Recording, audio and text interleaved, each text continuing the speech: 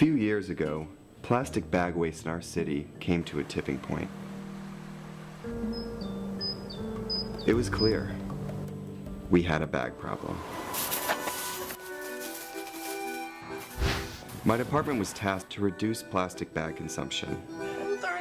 We needed to come up with ways to change human behavior. So we asked ourselves, would you like a bag? What do people really hate? Yep. Getting punched in the stomach. Preliminary studies showed that the consequences weren't severe enough to warrant behavioral change. Actually, can I get that double bagged? So we thought, what do people hate more than getting punched in the stomach? Kissing Helga. Hey, big boy. People didn't find her so offensive after all, so we had to get creative. How many bags? Okay, now, pour this ice water down your pants. We tried everything.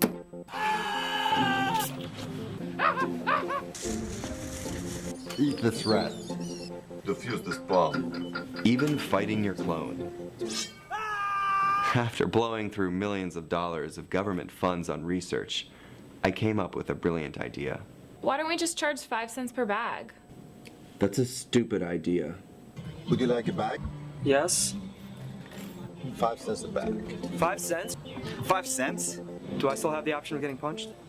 Honestly, I don't know how everyone else missed it. Why don't you just get a reusable bag?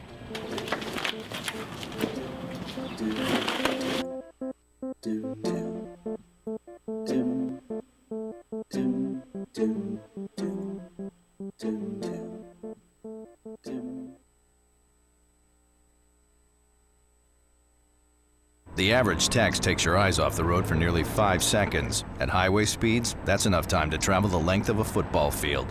Stop the texts, stop the wrecks.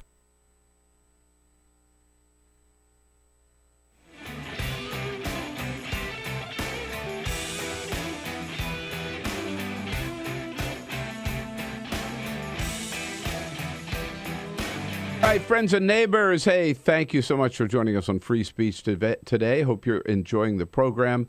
And now I want to turn to you one more time. First, to talk about our pledge drive. We're getting in the home stretch now. And first, I got to thank you. We had a great day yesterday, a very good day. Not good enough, but a really good day. But now we're still pretty far, as we go in the home stretch, pretty far from our goal. People from Free Speech told us yesterday. And the only way we're going to reach our goal by the end of the week is we need to do $1,500 a day. $1,500. That is our goal for the Bill Press Show for today. And look, really, it may sound like a lot of money. It's really not a lot of money. Think about it. Just 15 of you can help with $100. There we are. We're there. If just 30 of you can help with $50, we're there. And we meet our goal, and we help keep free speech going as great as it is. So please, those of you who haven't yet made your pledge, now's the time to do it. Today is the time to do it. And you know how to do it. Pick up the phone. Give us a call at 877-378-8669, 877-378-8669, or go to freespeech.org. Make your pledge today. Try to make it $100. Try to make it $50.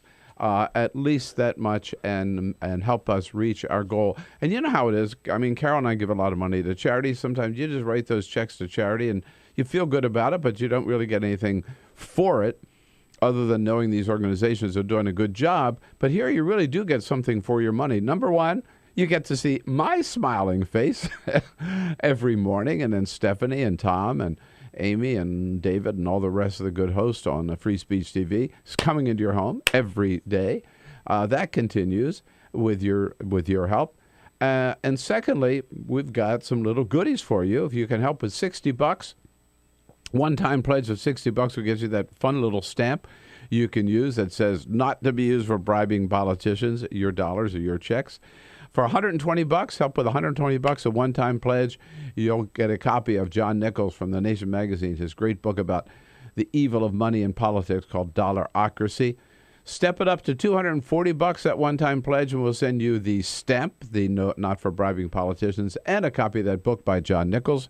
For $360, you get the stamp, you get the book, and you get a Free Speech TV baseball cap. And for a very special prize, you want to give yourself a real treat and really help out with free speech. If you can help us with $1,000 and make your way to Washington, Carol and I will take you out to one of our favorite restaurants. We've got some great ones right here on Capitol Hill. We'll have dinner together the next morning, come in, watch the show, meet the team. We'll get some donuts from District Donuts and just have a real party here. So do it today. Remember, we need to reach that $1,500 today. So try to think about at least $100, $50. Help us make that pledge at 877-378-8669. That's the phone number. And the website again, freespeech.org. Those of you who haven't made your pledge yet, now's the time to do it.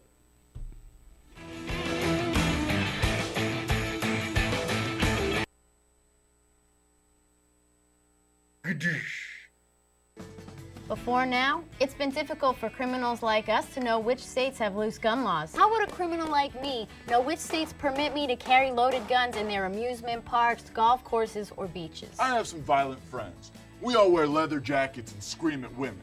And we want to find out which states we can buy and sell guns easily. CrimAdvisor.com. That's the site to find out where it's easiest for felons and fugitives to buy, carry, and even traffic guns. That's why I love Arizona, where I can go see the beautiful Grand Canyon and carry a loaded gun without even having to get a background check. You would fail that background check. I'm sure of it. Now, what about a road trip? What states can I go to fill my trunk with guns and take it back home for my even more dangerous friends? CrimAdvisor has a list for that. That's so unreasonable. Our traffickers' top 10. Nevada! What happens in Vegas may have to stay in Vegas, but your guns don't. Bring them over to California and sell them. The market up there is hungry for guns. I understand that CrimAdvisor.com will tell me which states really cater to us criminals and creeps, but what about the states where we're not so welcome? The ones that don't get us? I don't even like saying the name of these states, but California, Connecticut, Maryland, and New York all have laws to keep guns out of the hands of people like us. I want to shoot California so bad. Boo, California. Boo, go home. Wow. CrimAdvisor.com has all this information? Sure does. CrimAdvisor.com. Plan your perfect getaway. Oh, like TripAdvisor. Oh. What the frack? What the frack? What the frack? What the frack? President Obama, are you fracking kidding me? Reopen the EPA studies. In Texas, Wyoming, and Pennsylvania. Fracking pollutes our oceans. Fracking poisons our water. Fracking makes climate change worse. Fracking relies on toxic chemicals that cause cancer. Ban fracking now. Ban fracking now. Go on. Ban it. Ban fracking now. Please.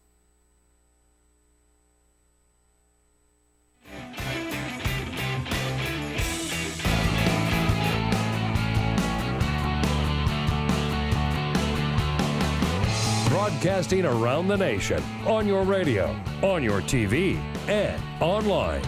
This is The Bill Press Show. President Obama says we don't have a complete strategy for fighting ISIS. What? We've been bombing them for 10 months? We don't have a strategy? That's what he said last August. Hey, friends, what the hell are we doing? Hello, hello, hello. It is Tuesday, June 9. So good to see you today. How about it? Good to have you with us here with the Bill Press Show. That's us. We are here with you on your local progressive talk radio station. Coast to coast.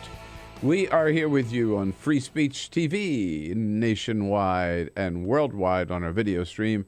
TawkrTV, youtube.com/TawkrTV. And whether you're listening or watching, we welcome you to the program. Look forward to hearing from you about all the issues of the day. That's what we do for 3 hours every day. Those of you joining us for the first time, welcome, welcome, welcome. Welcome back, all of you regulars as well. We take a look at the news of the day. We'll give you our take. We'll have some good guests in here from some of our favorite publications to add to the spice of the morning. And then, most importantly, you get to weigh in with your comments. That's what it's all about, our little town hall of the morning conversation over coffee. Give us a call to join the fun at 866-55-PRESS, or send us your comments on Twitter at BP Show, or on Facebook at facebook.com/Bill Press Show. Not alone here, with a team, as always, Peter Ogburn and Elisa Murphy. Hello, Bill. Hey, good morning. Here we are on say? a Tuesday. Here we are. Ready to go? Jamie Benson, I mentioned about calling. He's the guy you talk to, 866-55-PRESS, to take your calls, and Cyprian Bolding, our videographer, also keeping us looking good out there on our video stream and on Free Speech TV. Peter, we talked about this last week. I just want to say it again. I tuned in last night, CBS News, sure that Scott Pelley would be back this week. Scott Pelley is still not back on the job, and once again, they had Charlie Rose filling in. I'm telling you, I just want to make this official announcement to CBS News. I've had it with you guys. I am done with you. I'm sorry. David Muir, ABC, is not my favorite, but can't stand Charlie Rose. And the fact that they would put Charlie Rose on for the second week in a row, he is so bad. He's terrible at anchoring the news. He does great interviews in the morning. He does great on his own show. That's his shtick. That's what he ought to do. Get him off the damn news. I can't believe it. I couldn't agree with you more. They got to be smarter than that. I could not agree with you more. What are they thinking? Yeah. And I like the CBS News. It's not like they don't They've have got great people. They got a great pool record. of talent. No, a lot of they have people a there. huge tool of talent. Pool of talent. Yeah. No, I don't know. Anyhow, man, you can hear the clickers across the nation, I think, when you see Charlie, and they start at our house. Oh, man. Right it. Yeah. I guess I won't be appearing on the CBS News anymore. No, I don't think you've made any friends with Charlie Rose. Yeah, right. All right. I don't care. He's terrible. All right. But, boy, talk about great guest. We've got him today. Arthur, it's Tuesday, so it's Arthur and Igor Day. Arthur Delaney from Huffington Post, Igor Volsky from Think Progress. Now have reporters in from the New York Times, from CNN, and from The Hill, all part of our daily menu this morning. Tuesday specials here on the. It's like the waiter. We have some specials. Going to tell you about today's special. Yeah. Please enjoy it. There we are. We got it. And we'll get right to it. And another group of cops out of control down in Texas. Everybody's talking about it. But first. This is the Full Court Press. Just a couple of other stories making news. Oh, my goodness. Look, you didn't even know this was right upon us, Bill, but it's the Women's World Cup. No. The Women's World Cup started yesterday, buddy. By the way, why didn't we know about it? Why haven't we been talking about it? It's been building. It's a big deal. Yesterday was the first day. It's a big deal. I know, but I didn't know it was even going to happen until I saw this morning that we won. I was there. We were ready. We were watching last night, my friend, as we took on Australia, where the American women crushed Australia 3-1. Megan Rapinoe scoring twice. Yeah. And Kristen Press. Any relation? Yeah. Yeah. Some greatness there on the soccer field. Wait, she scored, right? So she's your daughter. Yeah, right. Yeah, exactly. She scored also last night. Abby Wambach did not score. Wait, you're kidding me. What? Is there an American player named Kristen Press? Oh, my God. Somebody needs to get a jersey. Kristen Press. Oh, my God, yes. Press scores. Yes. For the U.S. Yes. Kristen Press scored last night. Oh, my cousin Kristen. Combine that with the 2 goals from Megan Rapinoe. 3-1 was the final there as the Americans defeated the Australians. Abby Wambach did not score last night. She is still looking to tie the record for the most World Cup goals scored by a female. So I love women's soccer. Yes. I love women's soccer. They're is great. They're so much good. better than men's soccer, yes. in my opinion. I love it. Well, love it's especially gotten better since my cousin joined the team. It's CHRISTEN if you want to CHRISTEN. Kristen Press. I know you want to put that on the jersey. Oh, no. She's going to send me one. Cousin Kristen. Up to Xenia, Ohio, an area I know well. It's not that far outside of Dayton, Ohio, on Route 35, when a tractor trailer or semi-truck overturned yesterday. It was carrying almost 2,200 piglets that they spilled onto the highway. Now, out of the 2,200 piglets, about 1,500 animals were caught, while about 400 did not survive the crash. You do the math. That means there are about 200 to 300 piglets that escaped out into the woods. Authorities say that those piglets may never be found. They are just the wild pigs of Xenia, Ohio now. Good for them. Wilbur is on the run. They made a run for it, man. Remember, they made a just run a couple for of years ago, we used to talk about those big pigs in the South. Those Hogzilla. Yes, Hogzilla. Yes, they're out there. They're out there. Hogzillas. These would be the Hogzillas of Ohio. Oh yeah. And yesterday, Bill, a new study that was put out took looking at malls. When was the last time you went to a mall, an actual mall? I hate malls. I do too. I don't go that often. I cannot remember the last time I went to a mall. No, I went to Pentagon City not so long ago to get my iPhone fixed or my iPad fixed. I go there every now and then to buy clothes for the kids, right? Yeah, but it's rare. It's not often that I go to the mall. But here's the thing: malls are coming back. No, they're not. A new. End of story. Wait. Let's see what Peter has to say about this one. You should have asked me before you reported. A new study took a look at who's going to the malls. About 38% of the mall's visitors are between 18 to 34. The area that we like to call millennials, Bill. They are coming back with millennials. Millennials are still going to the mall. They go to eat at the food court. They hang out at the mall. They like being somewhere indoors. They actually go to eat at the food court? Yeah. I don't know about this one. Yeah, if you like boiled pizza, go to the food court at the mall. I've been telling you millennials are stupid. They are, yeah. This is the most definite. Sorry, Jamie. We actually employ a millennial on staff. but yeah, apparently millennials love malls. You didn't tell me that before we hired him. I know. Yeah. Well, it looks like it's about time for that evaluation, isn't it? Well, it's like that, Tim Mack, Chris Moody, Swin. Yeah, the mighty millennials. Yeah. Sure. Igor's a millennial, isn't he? Millennial. Get out. Yeah. Well, they're still all stupid, as far as I'm concerned. Now I know even more so. I like them. Yeah. The idea of a good time, go to the mall. Where were we? Yes. We were in Texas. I mean, look, if you are alive, you've seen the video, okay? I mean, it has been out there so much. But here we go. And everybody's been talking about it, and we sort of touched on it yesterday, but wanted to get back into it, really get into it today and get your calls and get your comments about it, because you know what I'm talking about. Here we have yet another video that has gone viral. Yet another video of police officers using excessive force, out of control.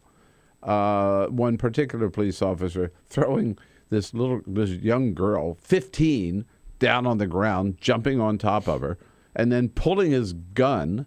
I mean, it's a bunch of teenagers in bathing suits, okay?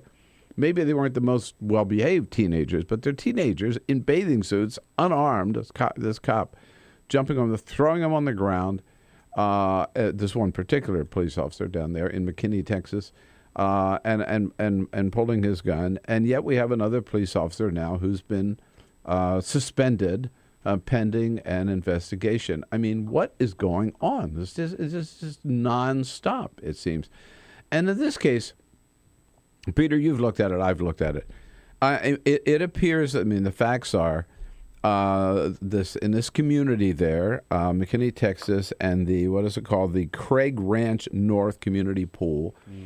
A girl there she and some friends throw a party. They decided, we're going to invite some friends over. Well, that gets out there and that starts getting around the community, and then kids from other communities all kind of converge on the spot. And so there were people there who, I guess you could say, didn't belong there, not because they were black, because the woman, the young girl threw the party, it was a mixed community. Yeah. But because they didn't live there and they came in big numbers, and anyhow. And so and some of them, there were too many people there. Some of the security guards tried to keep some of them out. They went over the fence. There end up being, there's a fight breaks out. And so somebody calls the police. Well, the police show up in force. 12 police officers. By the time they get there, the fight is over. Everybody reports. Yeah. But they just moved into this crowd like it was a bunch of ISIS members or something, and started throwing him to the ground and arresting him and the whole thing. And that's in the video we saw with this one little girl. Let's hear. She talked yesterday. Dejira, if I have her name right, Becton, talk about being this guy pulling her hair. He shoved me in the grass, and he started pulling the back of my braids, and I was like telling him that he can get off me. And then she points out he shoves her down to the ground, gets on and puts his knees on her back.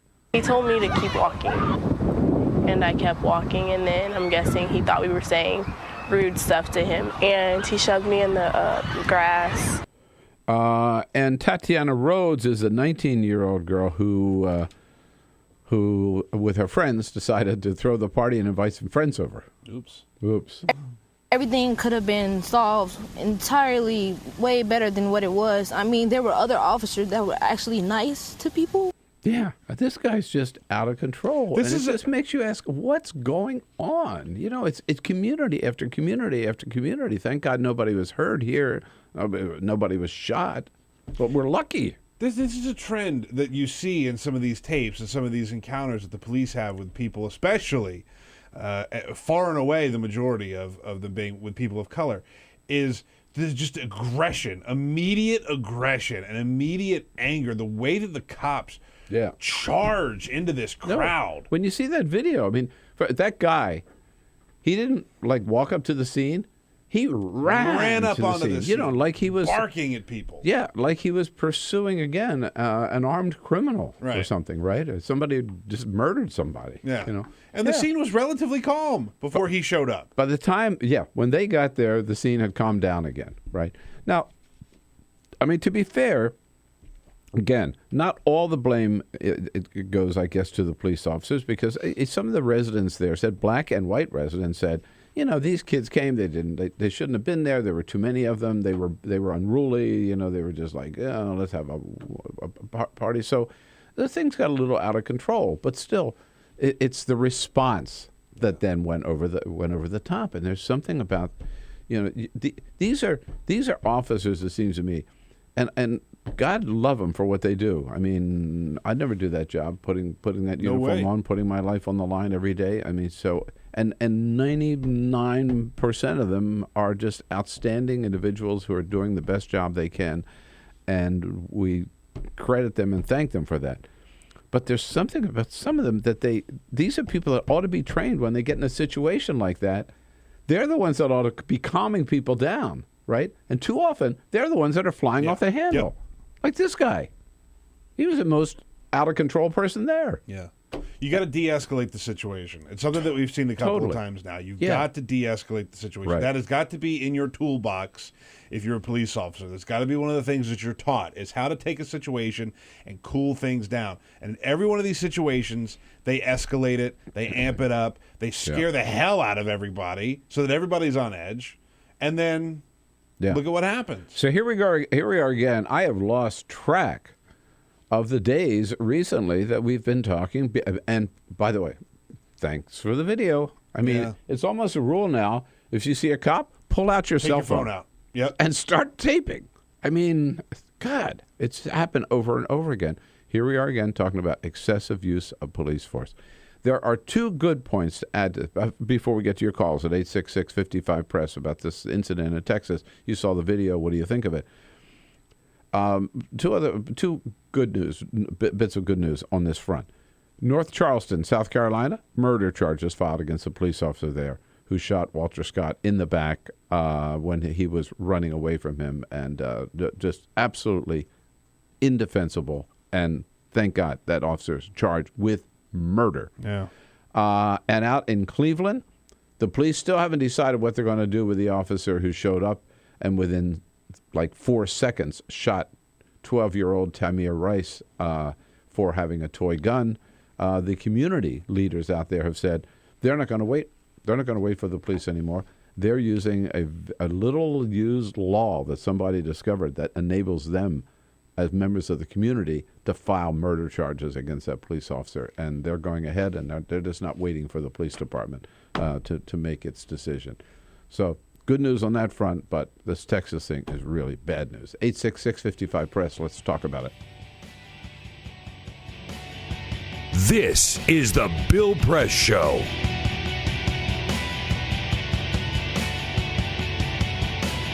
All right, friends and neighbors, hey, thank you so much for joining us on Free Speech today. Hope you're enjoying the program. And now I want to turn to you one more time. First, to talk about our pledge drive. We're getting in the home stretch now. And first, I got to thank you. We had a great day yesterday. A very good day. Not good enough, but a really good day. But now we're still pretty far, as we go in the home stretch, pretty far from our goal. People from Free Speech told us yesterday. And the only way we're going to reach our goal by the end of the week is we need to do $1,500 a day. $1,500. That is our goal for the Bill Press Show for today. And look, really, it may sound like a lot of money. It's really not a lot of money. Think about it. Just 15 of you can help with $100. There we are. We're there. If just 30 of you can help with $50, we're there. And we meet our goal, and we help keep free speech going as great as it is. So please, those of you who haven't yet made your pledge, now's the time to do it. Today is the time to do it. And you know how to do it. Pick up the phone. Give us a call at 877-378-8669, 877-378-8669, or go to freespeech.org. Make your pledge today. Try to make it $100. Try to make it $50. At least that much, and help us reach our goal. And you know how it is. I mean, Carol and I give a lot of money to charity. Sometimes you just write those checks to charity, and you feel good about it, but you don't really get anything for it other than knowing these organizations are doing a good job. But here you really do get something for your money. Number one, you get to see my smiling face every morning, and then Stephanie and Tom and Amy and David and all the rest of the good hosts on Free Speech TV is coming into your home every day. That continues with your help. And secondly, we've got some little goodies for you. If you can help with $60, one-time pledge of $60 will get you that fun little stamp you can use that says not to be used for bribing politicians, your dollars or your checks. For $120, help with $120, a one-time pledge, you'll get a copy of John Nichols from The Nation magazine, his great book about the evil of money in politics called Dollarocracy.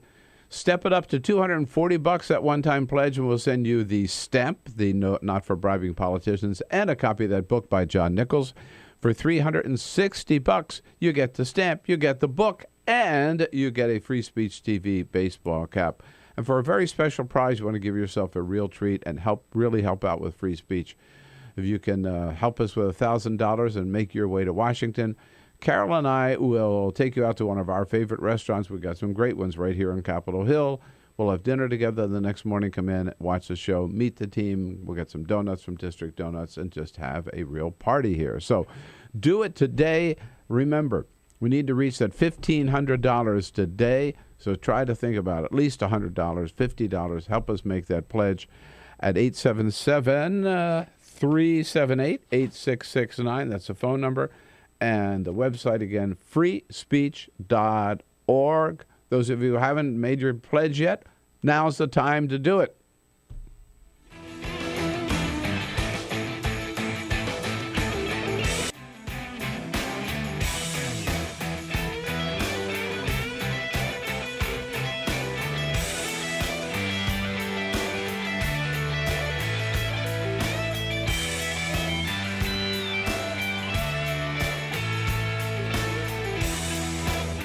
The average text takes your eyes off the road for nearly 5 seconds. At highway speeds, that's enough time to travel the length of a football field.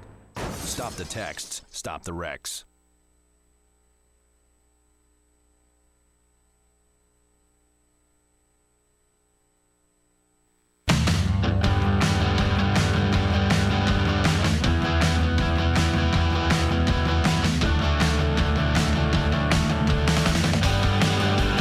This is the Bill Press Show. Here we go, 27 minutes after the hour, getting your comments on this very troubling situation out in McKinney, Texas. Last Friday, June 5, at the pool party. Ken from Gulf Shore, Alabama. Hey, Ken, thanks for joining us. Thank you for taking my call. I'll be very quick. First of all, I teach my children, my grandchildren, to obey police officers. I mean, yes. Don't go someplace you're not supposed to be.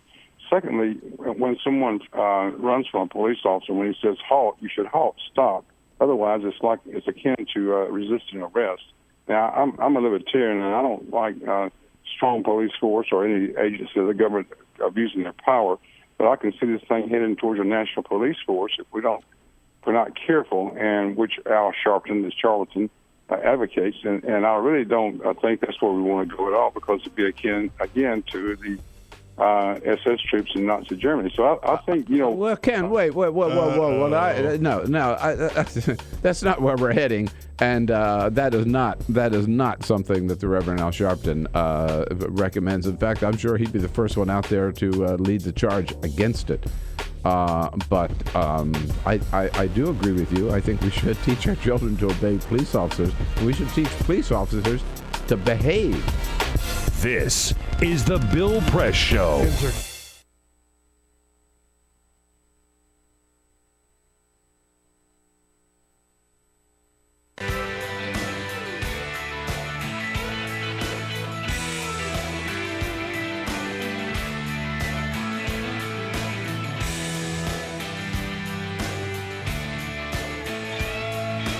All right, folks, just a little time out. Hope you're enjoying the show today. A little time out here to tell you again and get your about Free Speech TV and get your help. And, we reach out to you, all of our viewers around the country, during these pledge drives, ask you to help. And we're so grateful when you do. And it's very rare, though. We get a chance to thank one of you actually in person. So we welcome to the show today and to our studio Craig Tepfer, all the way from Chelsea, Michigan, a regular Free Speech viewer and a very generous contributor to Free Speech. Craig, it's good to see you. It's good to be here, Bill. Thank you for coming in all the way from Chelsea, Michigan. I know last year we met because you were made $1,000 pledge. You and your daughter came. Carol and I, we all went out to dinner together, had a good time. That was a lot of fun. Had a great time. Right. And it's good to see you back. So tell us again, why do you really like Free Speech TV? Free speech to me is the dream come true. It's television without commercials, plain and simple.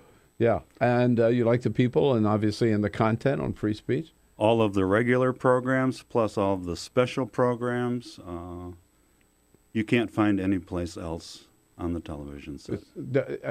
It's the one progressive television channel people don't realize is maybe in the country, right? 24/7, where you can always count on going there and hearing good stuff from a progressive point of view. This is true. It's 24 hours a day. All of the programs are great to watch, intellectually stimulating, and have great progressive concepts. Well, we wouldn't be here without people like you, and I want to thank you again personally. And you're back today because you want to make another pledge and challenge people to meet it, right? That's right. I would like to pledge a half of my net worth, 0.5% of my net worth, to match the Koch brothers' donation to the GOP. So I am committing $500. Great. To the Free Speech TV, and hope that your listeners can match that. I think that's a great challenge. All right, so there you go. There's $500 from Craig Tepfer today. You can match that yourself, or a couple of you, 2 or 3 of you, get together, get your family members together, and match this pledge so Craig doesn't feel alone. And we have the help we need on Free Speech to get going. And, of course, you know the way to do so, Craig, you certainly do, is give us a call at 877-378-8669. Number again, 877-378-8669. Or just go to freespeech.org, freespeech.org.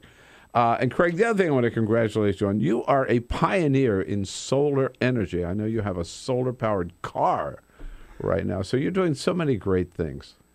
I've been doing this for most of my life, wind and solar energy, and supporting environmental groups and organizations that promote solar energy. Well, so good of you to do that, and so good of you to come in. And thanks again for your help for Free Speech TV.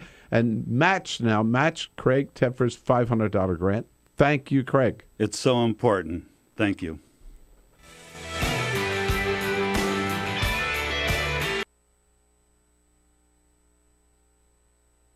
The average text takes your eyes off the road for nearly 5 seconds. At highway speeds, that's enough time to travel the length of a football field.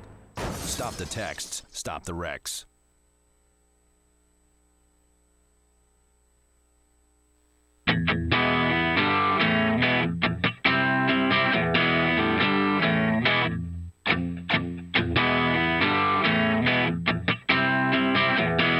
The most valuable morning radio show, according to The Nation magazine. This is The Bill Press Show. Here we go now at 33 minutes after the hour. We love Tuesdays around the Bill Press Show because we get the double header starting with Arthur Delaney from Huffington Post here in studio with us so early on a Tuesday morning. Hello, Arthur. Good morning. Welcome back. Thank you. Right. You haven't been at any pool parties in Texas? No? Yeah. We always like Arthur to kind of put the final footnote on what we've been talking about for the first half hour of the show. Pool season just started here in Washington. That's right. And we haven't gone to our public pool yet, but when we do, I will be ready to fight. Well, careful. You know, if you got your bathing suit on, you could get thrown to the ground and I will kick off my flip-flops and throw down my towel. I am ready. Yeah, unbelievable video. These videos just, what was that, like 7 million views or something like that? It's way up there at this point, yeah. Several million at least. It's these kids in their bikinis and their colorful clothes on this perfectly manicured grass, and these police just going crazy, is what the videos show. Right. Very unflattering videos for the police. Damning videos. Very weird videos. Very weird. Where the cops seem to be... Particularly this one guy. I mean, you can see when he pulls his gun, which is unthinkable, right? That in that situation, the first thing he would do is reach for his gun. But one of the other police officers you can see hits him like this and says, "Hey, dude, dude, you're out of control." And the guy's doing like somersaults and stuff. Like they're just really fired up, and the video does not show anything obviously that would justify what the police are doing. But it's not shocking. We're becoming accustomed to snippets of handheld video, really showing unflattering views of the police. And for that reason, this is a Washington Post story on the front page today. Like, the headline was, didn't they know they were being recorded? Yeah, right. And it's surprising that police of all people would not seem to be cognizant of cameras. I think that's a good point. And I think now police officers have to realize there are cameras everywhere. Yeah. We're not. Hopefully, they'll all have body cameras even too. At the pool but party. even before the body cameras, right? They've got to know everywhere they go now, everything they do, there's going to be a camera there, whether they see it or not. There's a camera there. And the concern was, because of all these incidents where maybe an unfairly edited video or a video that doesn't show the whole thing has gone viral. It's crushing officer morale around the country. Well, what is that? Right. Morale is really a slippery thing to try to understand. Well, right. And if what you're actually saying is officers are afraid to brutalize people, well then, I think most people would actually consider that a good thing. Right, exactly. And morale should not be used as a blanket for inappropriate or excessive behavior or excessive force. Yeah. And too often it is, right? So, one incident after the other. The good news is, I believe that there are two communities that showed yesterday they're taking responsibility here in North Charleston. Murder charges, as expected, were fired against that police officer who was fired right away. Remember, that police department really responded. Jumped all over it. And so did the one in McKinney, immediately putting this guy on leave. Yes, they did. Right. And they're trying to sort out what's gone on, and I'm sure we'll get a fuller picture eventually because the one we have now is totally unfavorable. And to the them. police chief down there said he'd urged everybody to just be patient until they complete their investigation, which I think is fair. Yeah. Meanwhile, out in Cleveland, the police are still dragging their heels on the murder of little Tamir Rice. And community leaders out there yesterday's front page, I think New York Times this morning said, or maybe the Post, community leaders out there have found a law that they don't need the police department to act. They can file their own lawsuit against this, or file their own charges, rather, against this police officer, and they're doing so. 10 years ago, the police here in D.C. and some other cities, I think New York is the best example, they were setting up surveillance cameras everywhere without anyone telling them that was okay. Yes. And it was a huge controversy. Right. With the ACLU suing or threatening to sue and saying you're eroding civil liberties. And the debate actually didn't fully happen. People just sort of said, oh, whatever, go ahead, police. Police won that debate. And the cameras they were putting up were useless because they were so bad. And now we have much better cameras that are used against the police constantly. And the entire debate has flipped around with the civil liberties advocates saying, put the cameras on the cops. Right. Let people film cops constantly. So they put cameras on us. Now we fixed them. We put the camera on them. It's total camera saturation. You might as well turn the camera have around. them pointed at the police. It's so hard for these officers to get the message that pulling your gun on unarmed people is a bad idea. So I think that we're onto something, and that you should just make it part of all the police training. You are always on film. Assume every action that you take is on film. And maybe then they'll realize that there's not going to be a police officer that's going to cover up their story or get their back or help hide evidence or manufacture evidence. It's just, look, it's as simple as this. You're always on camera. You know what? You're always on camera. This is the new world we live in. Yeah. Every phone call is being listened to. Every email is being recorded and traced and stored. And every action is being filmed. Yeah. There you go. I thought the police in Baltimore actually did, during the fracas, after, some things had been filmed, after the arrest of Freddie Gray had been filmed, they seemed to use a lot of restraint. They weren't swinging their batons at people, and they were holding back a lot, and that was questioned. But I think it was probably the right idea not to be brutalizing people during those I totally agree. protests. I thought they showed admirable restraint, and then some people were accusing them of not, breaking ranks, right, and chasing, which is the last thing they should have done. Yeah, I don't think those complaints were very loud though. I think they it was smart for them not to be crushing skulls. The only people that I heard saying that were actually some of the local broadcasters on WUSA Channel 9, which I think were totally out of control themselves. Arthur, we had some good news Friday on job numbers for the month of May.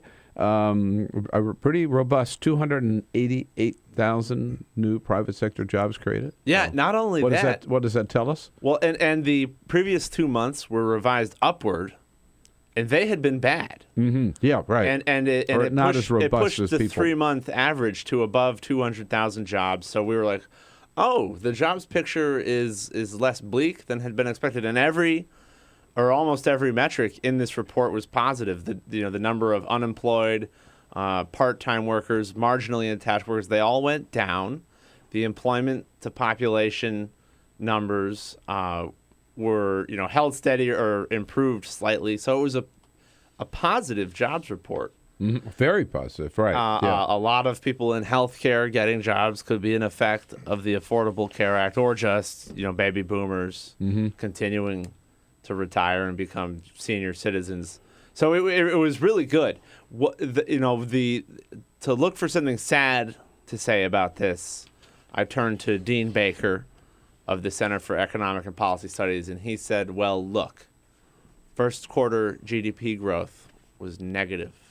It was negative? Yeah, 0.7%. So don't break out the confetti over the jobs numbers. We might still be in a gloomier moment than we had been. Well, that was going to be my question to you. What does this say about the economy in general? I guess it shows that we're still in a rut. Yeah, the jobs report is, it's one of a lot of different things that you have to look at when you want to gauge the health of the economy. And I think people shouldn't be too worried.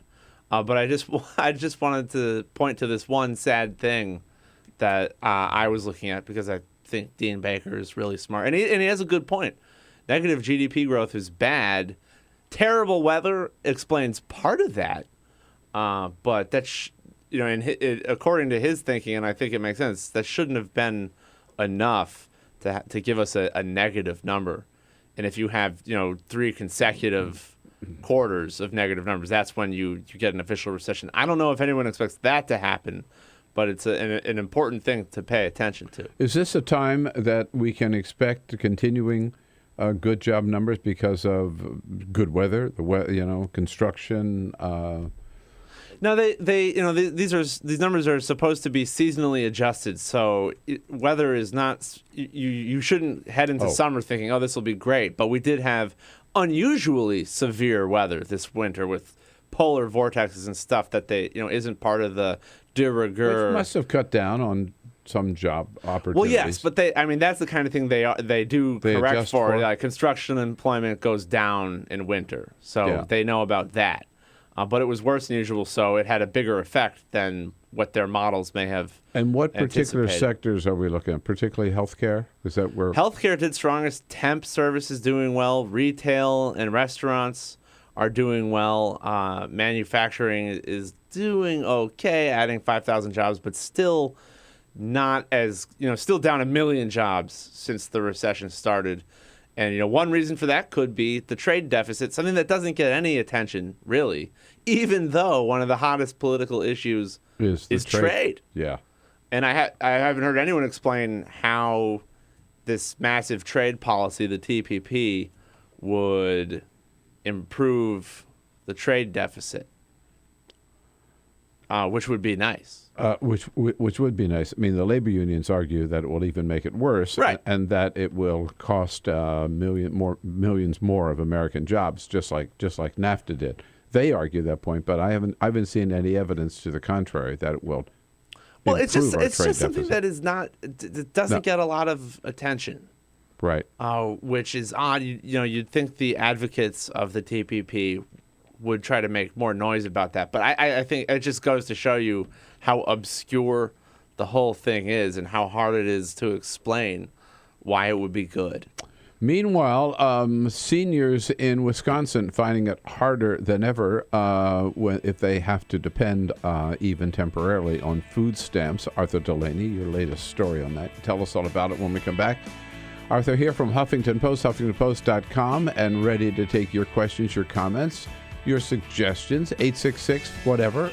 Join the conversation, 866-55-PRESS. We'll be right back. All right, friends and neighbors, hey, thank you so much for joining us on Free Speech today. Hope you're enjoying the program. And now I want to turn to you one more time.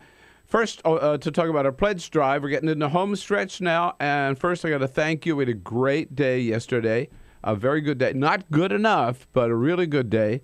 But now we're still pretty far, as we go in the home stretch, pretty far from our goal. People from Free Speech told us yesterday. And the only way we're going to reach our goal by the end of the week is we need to do $1,500 a day. $1,500. That is our goal for the Bill Press Show for today. And look, really, it may sound like a lot of money. It's really not a lot of money. Think about it. Just 15 of you can help with $100. There we are. We're there. If just 30 of you can help with $50, we're there. And we meet our goal, and we help keep free speech going as great as it is. So please, those of you who haven't yet made your pledge, now's the time to do it. Today is the time to do it. And you know how to do it. Pick up the phone. Give us a call at 877-378-8669, 877-378-8669. Or go to freespeech.org. Make your pledge today. Try to make it $100, try to make it $50, at least that much, and help us reach our goal. And you know how it is. I mean, Carol and I give a lot of money to charity. Sometimes you just write those checks to charity, and You feel good about it, but you don't really get anything for it other than knowing these organizations are doing a good job. But here you really do get something for your money. Number one, you get to see my smiling face every morning, and then Stephanie and Tom and Amy and David and all the rest of the good hosts on Free Speech TV is coming into your home every day. That continues with your help. And secondly, we've got some little goodies for you. If you can help with $60, one-time pledge of $60 will get you that fun little stamp you can use that says not to be used for bribing politicians, your dollars or your checks. For $120, help with $120, a one-time pledge, you'll get a copy of John Nichols from The Nation magazine, his great book about the evil of money in politics called Dollarocracy. Step it up to $240, that one-time pledge, and we'll send you the stamp, the Not for Bribing Politicians, and a copy of that book by John Nichols. For $360, you get the stamp, you get the book, and you get a Free Speech TV baseball cap. And for a very special prize, you want to give yourself a real treat and really help out with free speech. If you can help us with $1,000 and make your way to Washington, Carol and I will take you out to one of our favorite restaurants. We've got some great ones right here on Capitol Hill. We'll have dinner together the next morning, come in, watch the show, meet the team. We'll get some donuts from District Donuts and just have a real party here. So do it today.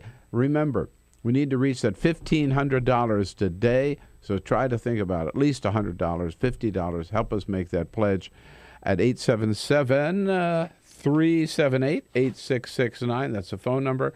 And the website again, freespeech.org. Those of you who haven't made your pledge yet, now's the time to do it.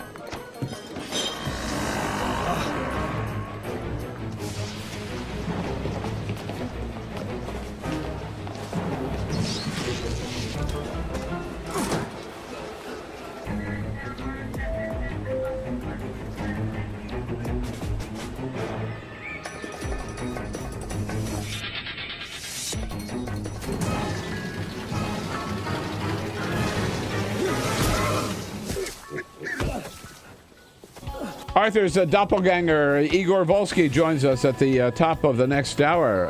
Right now, we roll along with Arthur Delaney from Huffington Post. So, Arthur, you're the headline, Eating Once a Day.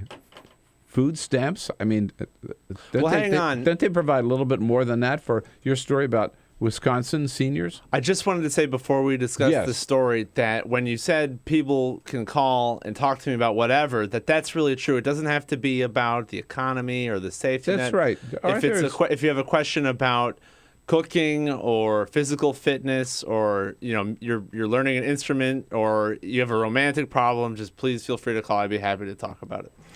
Uh-oh, the phones are lighting up here. Ask me on Twitter, Arthur Delaney HP. Yeah. Just talk. Please talk to me. Having trouble with that relationship? Can't quite figure it out. Arthur Delaney. I think maybe next week we'll just start at the when Arthur gets here and just say, okay, open phones. Yeah. Open lines. Yeah. Any question, any comment. What's up? With your What's up? a segment we like call What's Up? What's up, Arthur Delaney? What's shaking? All right, you're not going to duck the food stamp question. All right. I mean, by all your means, story, if you have food stamp questions, that would absolutely make my day. So we didn't warn people ahead of time, but I want to know. So what is with the seniors? It's worse than I thought. This is serious. So 255,000 families in Wisconsin are affected by this, and it's disproportionately affecting seniors. But why Wisconsin? This is happening. This would have been happening actually in 15 states. It's part of the Farm Bill that the U.S. Congress approved last year, which, big headline, food stamp cut. Right. And this is how the cut works. They do it in a way where when they're debating this in Congress, like, we're not cutting food stamps. They're not just reducing a dollar amount that people get in benefits. What they're saying is, we're changing the way the program interacts with a separate program that provides heating assistance because, it was a loophole that states were using to inflate food stamp benefits. And all that, it just turns into gobbledygook when it comes to what actually happens to people who receive these benefits. It's just a raw cut in benefits. And that's what happened. I interviewed this woman, Judy Beals, who lives in Belleville, Wisconsin. And all of a sudden, she's 65, she gets Social Security, and she got food stamps. She got about $120, and then she was at the store one day earlier this year, and she was trying to buy her groceries, and the cashier was like, you have no money. You have $16. You can't buy all these groceries. And she had no idea. And she said she hadn't been notified. And even if she had been notified, I got a copy of the letters that went around. It just says that your utility expense has gone up, so your food stamp benefit has gone down, because your food stamp eligibility because she's is determined. spending more on heating oil then she gets less. Well, it's very confusing, and that's how they like it. Because it's hard for people to understand who's actually cutting their benefits. But I want to come. So her food stamp benefit, whatever else was involved here, was cut from $120 to $16 to the minimum benefit a month. And that's because a month? Yes, because your food stamp eligibility. What good is that? How are you? What can you buy for $16 and that's going to last a month? Rice? Yeah, a huge stack of ramen noodles. Right. It's because your food stamp amount and eligibility is determined by how much money you have, and if you're poor, you qualify, and if you're not poor, you don't. Yeah. So if all she's got is Social Security, she ain't rich.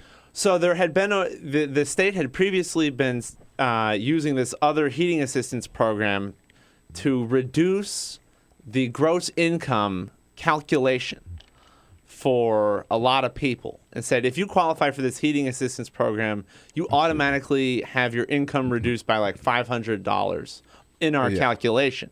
Right. So they had just been signing up everyone for this heating assistance program, saying here's your $1 in heating benefits for the whole year, and then that whacked their food stamps, and it was called Heat and Eat, and you can read more about it in my story.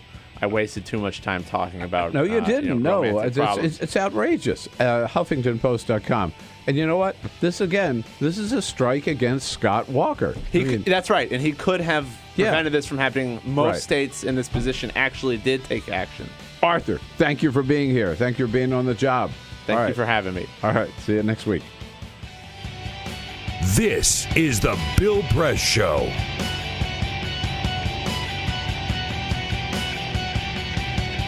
Right now, big banking, software, pharmaceutical, and tobacco corporations are lobbying governments from 12 countries to negotiate the dirtiest deal you've never heard of. There's a reason you haven't heard of the TPP or Trans-Pacific Partnership. There are some major corporations and government officials that don't want you to know what's in the deal. For one, our food safety standards, environmental protections, and local labor laws could all be threatened under the TPP. We could all be forced to pay significantly more for the medicines we need. And you could be fined or even sent to jail for downloading copyrighted content on the internet. How will they know if you do it? Because your internet service providers could be required to watch your online activity. But that's not the scariest part. The TPP gives corporations the power to sue our government in secret tribunals over any law or regulation they claim affects their expected future profits. Don't believe it? It's already happening. Recently, after our government said an American pharma corporation's drug price-raising patents were not legit, the firm sued Canadian taxpayers for a staggering $500 million. And a U.S. fracking company sued us when when the Quebec government put a moratorium on shale gas development to study its impacts. These deals will stop us from making our own common sense laws for fear of lawsuits. Thankfully, not everyone is willing to sign on the dotted line just yet. In fact, most government officials still have no idea what they're even signing on to, for good reason. In the U.S., Democrats and Republicans alike are uniting to oppose a fast tracking of the TPP, demanding open debates and negotiations instead. Elected officials in Canada and everywhere should be doing this, and it's our job to make sure they start showing some. Here's the deal. Without a strong public outcry, politicians will only hear the concerns of multinational corporations. And once the TPP is signed, it's here forever. There's no expiration date and no separation clause. This dirty deal has been deliberately branded as a free trade agreement. It is anything but free for people like you and me. And it's not really about trade. It could cost us our internet freedom, labor rights, access to affordable medicine, the safety of our food, and protections that keep our water and air clean. Nobody wants to be struck with a backroom deal we don't want and never voted for. Find out more, speak up, and spread the word.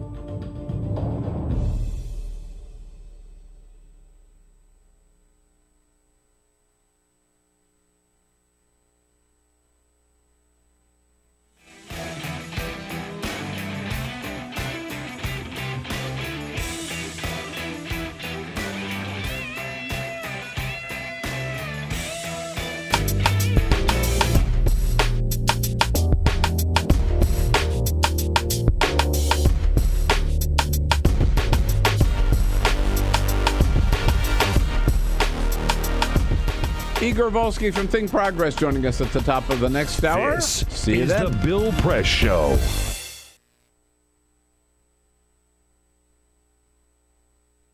All right, friends and neighbors, hey, thank you so much for joining us on Free Speech today. Hope you're enjoying the program. And now I want to turn to you one more time. First, to talk about our pledge drive. We're getting into the home stretch now. And first, I got to thank you. We had a great day yesterday. A very good day. Not good enough, but a really good day. But now we're still pretty far, as we go in the home stretch, pretty far from our goal. People from Free Speech told us yesterday. And the only way we're going to reach our goal by the end of the week is we need to do $1,500 a day. $1,500. That is our goal for the Bill Press Show for today. And look, really, it may sound like a lot of money. It's really not a lot of money. Think about it. Just 15 of you can help with $100. There we are. We're there. If just 30 of you can help with $50, we're there. And we meet our goal, and we help keep free speech going as great as it is. So please, those of you who haven't yet made your pledge, now's the time to do it. Today is the time to do it. And you know how to do it. Pick up the phone. Give us a call at 877-378-8669, 877-378-8669, or go to freespeech.org. Make your pledge today. Try to make it $100. Try to make it $50. At least that much, and help us reach our goal. And you know how it is. I mean, Carol and I give a lot of money to charity. Sometimes you just write those checks to charity, and you feel good about it, but you don't really get anything for it other than knowing these organizations are doing a good job. But here you really do get something for your money. Number one, you get to see my smiling face every morning, and then Stephanie and Tom and Amy and David and all the rest of the good hosts on the Free Speech TV is coming into your home every day. That continues with your help. And secondly, we've got some little goodies for you. If you can help with $60, one-time pledge of $60 will get you that fun little stamp you can use that says not to be used for bribing politicians, your dollars or your checks. For $120, help with $120, a one-time pledge, you'll get a copy of John Nichols from The Nation magazine, his great book about the evil of money in politics called Dollarocracy. Step it up to $240, that one-time pledge, and we'll send you the stamp, the Not for Bribing Politicians, and a copy of that book by John Nichols. For $360, you get the stamp, you get the book, and you get a Free Speech TV baseball cap. And for a very special prize, you want to give yourself a real treat and really help out with free speech. If you can help us with $1,000 and make your way to Washington, Carol and I will take you out to one of our favorite restaurants. We've got some great ones right here on Capitol Hill. We'll have dinner together the next morning, come in, watch the show, meet the team. We'll get some donuts from District Donuts and just have a real party here. So do it today. Remember, we need to reach that $1,500 today. So try to think about at least $100, $50. Help us make that pledge at 877-378-8669. That's the phone number. And the website again, freespeech.org. Those of you who haven't made your pledge yet, now's the time to do it.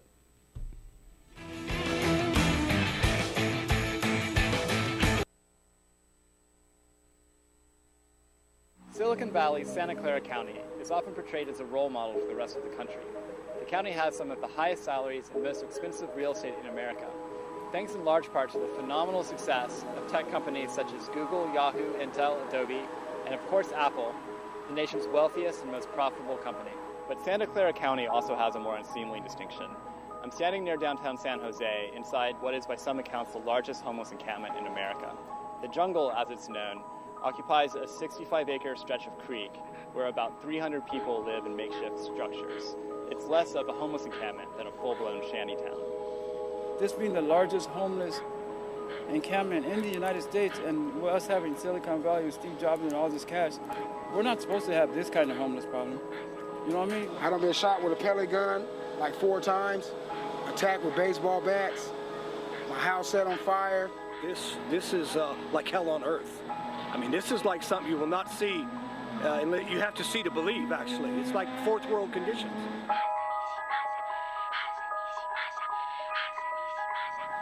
Hi, have you ever heard of a place called the Jungle? Sorry? A place called the Jungle, have you heard of it? We're not making enough money really for conventional homes or housing, and we make too much money for subsidized homes. So we're kind of, floating between the oil and the water. We told the landlady here if it would be possible to continue staying here. She said, no, you got to go. I already rented it out. We went and loaded things into a storage facility, and it's still there. And all the campgrounds and things that we saw were too far out of the city, like KOAs and that sort of thing. So what we decided to do was to move into the Jungle. So that's what we did. A few days ago, a woman named Lydia Hernandez was robbed inside of her tent. When she refused to hand over the money, the robbers slit her throat. When she still fought back, they bashed her head with an axe. She died a few hours later. Residents say that the police never come into the Jungle, so they have to fend for themselves. There's no law down there except our own, right? There's no law, so we could smoke dope all day in the open. The dope dealers ain't scared because they're secure. We go to the Fairmont Hotel and have a brunch or do a philanthropy. That's not going to cut it. We need billions of dollars to go into the inner cities and go into the Jungle. Silicon Valley, the Bay Area is known for its innovation, its progressive thinking. It's one of the most progressive pockets in the United States, if not the world, and certainly one of the wealthiest. If we can't do it here, it won't happen anywhere. It's got to happen here.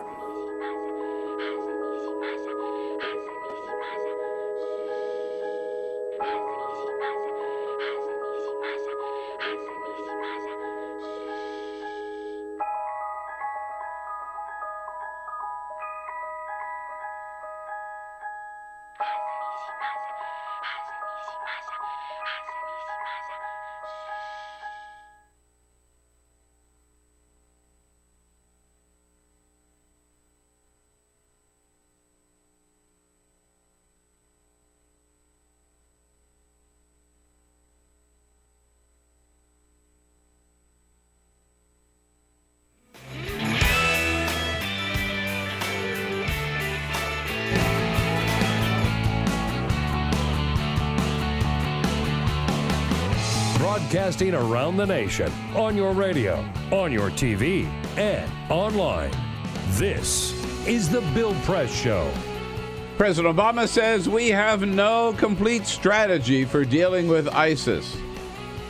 To which I ask, what the hell have we been doing for the last 10 months? Bombing them every day. Hey, hello, everybody. Good to see you. It is Tuesday, June 9. Here we are at the Bill Press Show. We're located in Washington, D.C., our nation's capital. We are there with you in every corner of this great land of ours on your local progressive talk radio station, on the two great radio apps, TuneIn or iHeartRadio. They're both free. Download them both. And we're there with you on Free Speech TV as well, nationwide and worldwide on our video stream, TawkrTV. And we know why you are tuned in this Tuesday, June 9. At this hour, Prince Igor, and he is not disappointing you. He showed up. Good morning, Prince Igor. How are you? Good morning, Bill. Good to be here in these shades. I thought I'd put them on. Good. That's the style for this Tuesday. You're looking so good. Good. Join the club, and we welcome you to the club with Prince Igor from Think Progress, the video editor and the director of video and the contributing editor. Thank you. It's hard getting your new title. It's a little tricky. It's a little big for a business card too. Well, we'll try to fit it. Yeah. Everything else good? Everything else great. And your partners here, Peter Ogburn and Lisa Murphy. Hello, guys. Hey now. Hey, good morning. Jamie Benson here. Take your calls. Don't forget, you're part of the conversation at any time. 866-55-PRESS. And Cyprian Balding behind the closed door, but keeping the video cameras going for Free Speech TV and worldwide for TawkrTV as well. I don't know whether you heard that there was news from the Hillary Clinton camp yesterday. You know, there's not much a candidate maybe can do on the minimum wage except by executive order for at least members of her own staff. Conan O'Brien told us about it last night. Over the weekend, Hillary Clinton supported raising the federal minimum wage to $15 per hour. $15 an hour. Pretty good. Yeah, she said every American should be able to afford to attend one of my speeches. These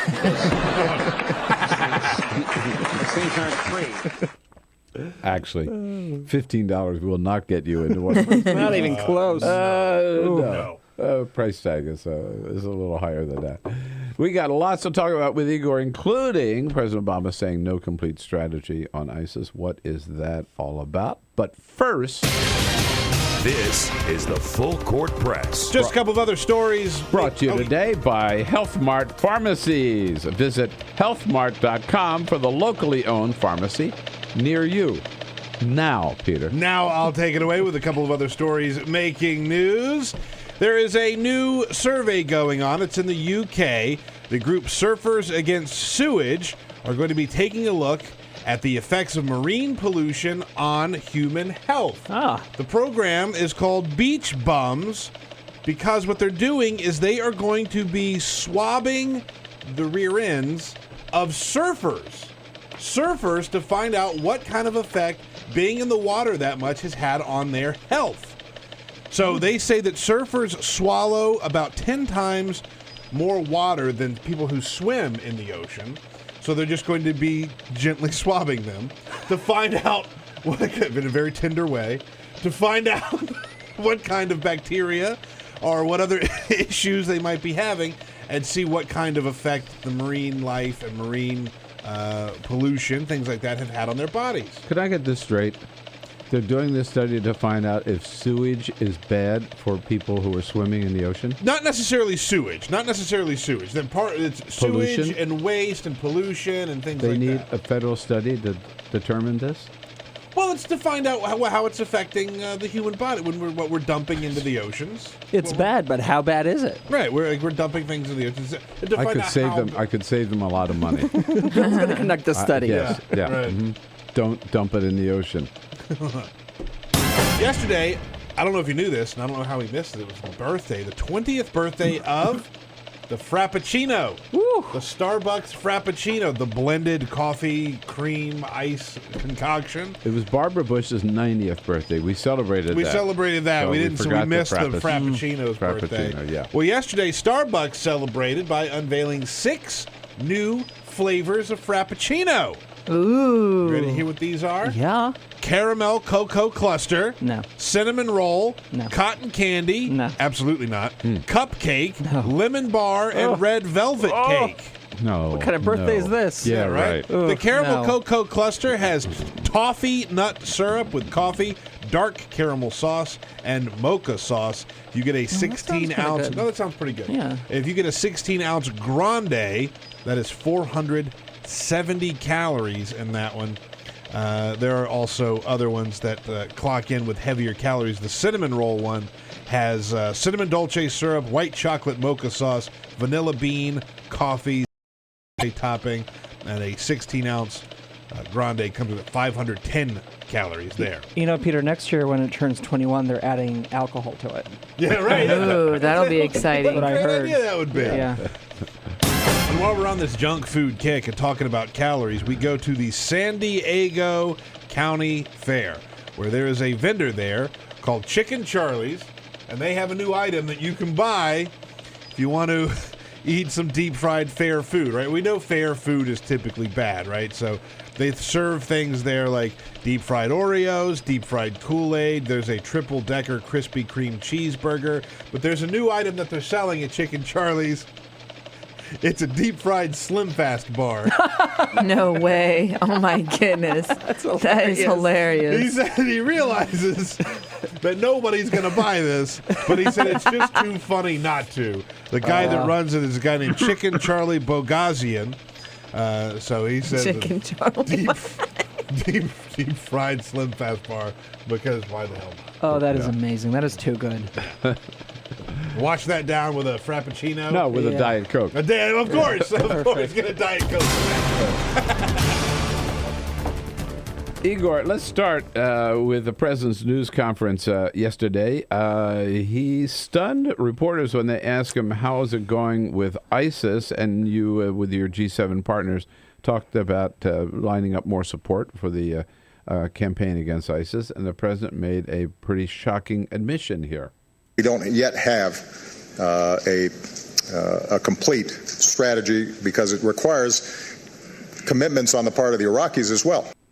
So we don't yet have a complete strategy against ISIS, which reminds us back in August last year, where the president was first asked, what are we going to do about ISIS?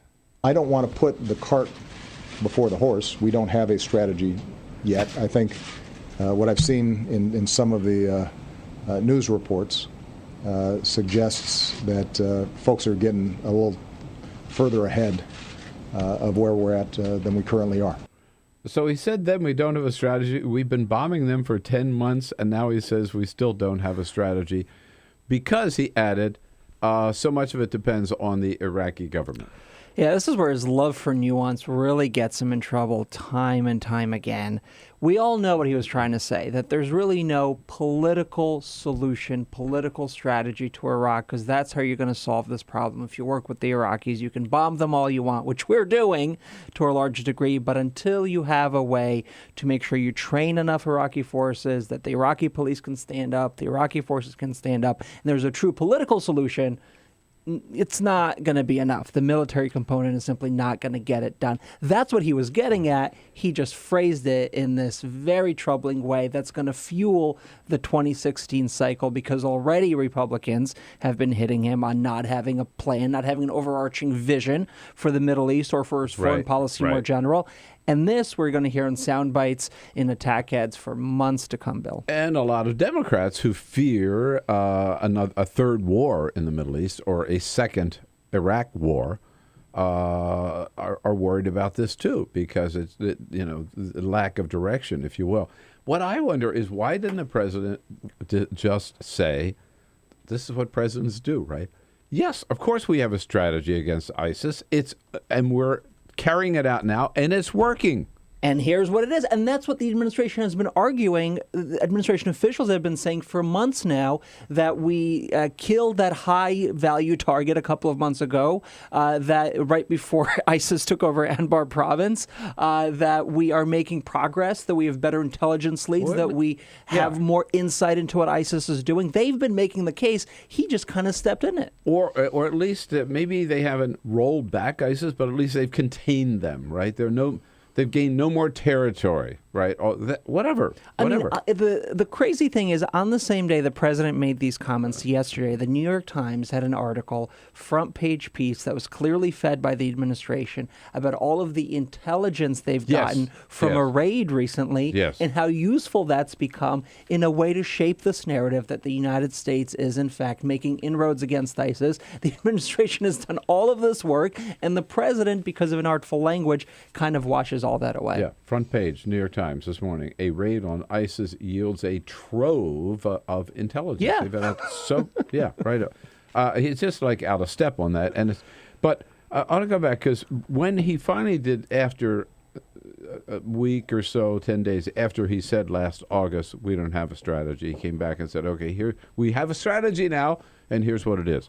We're going to do the airstrikes, but that's not going to be enough, right?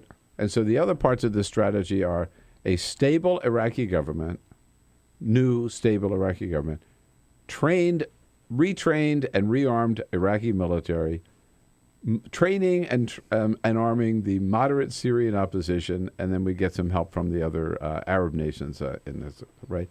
And I remember saying at the time, no one of those four legs is for sure. And now, a year later, he's saying this Iraqi government basically was the Iraqi government is unstable. You don't have enough Sunnis coming in and fighting ISIL or ISIS. The Iraqi military keeps running whenever they see an ISIS flag. And they're having trouble identifying this moderate Syrian opposition, and no strategy, no clear strategy for Assad, to the great, dislike of allies in the region. Jim Sciutto from CNN was on yesterday, and I asked him about how we're doing with the training the moderate Syrian opposition. He said, so far, we have trained 90. Yeah. 90. Oh, jeez. But, you listen to what Republicans would do differently. You ask them, what's your strategy look like? And they also don't have a clear answer. I mean, John McCain does. Well, John McCain does. Send in the Marines. Yeah, right? it's all some version of step-up airstrikes. Lindsey Graham does. Send in more troops, right? Right. Yeah. Hello, that's not the answer either. That's not the answer. And all of those kind of muscular military acts have real consequences in terms of what it does to civilian casualties, how it then changes the mindset of people on the ground who you're trying to rally against ISIS. So there's no easy solution here. To the president's credit, there's no easy solution. This is a complicated mess. He just, I think, could have said it a lot more artfully and a lot clearer. Yes. Yeah, he's got to get a better message. The Supreme Court this month will be deciding the latest Obamacare case, which President Obama yesterday in that same news conference said they should not have taken up that case in the first place because it's basically a no-brainer. But it's not definite that the court is going to rule in support of Definitely not definite. Meanwhile, John Thune, Republican senator, yesterday kind of stepped in it. Yeah, John Thune, around 3 p.m., had this very strange tweet that not only raised eyebrows kind of through healthcare reporters and people who watch the story, but his own fellow Republicans are like, what are you talking about? So here's the tweet. Here's word the for tweet. word. Here's the tweet that he sent out yesterday straight from his Twitter account. Send John Thune, S-E-N, John Thune.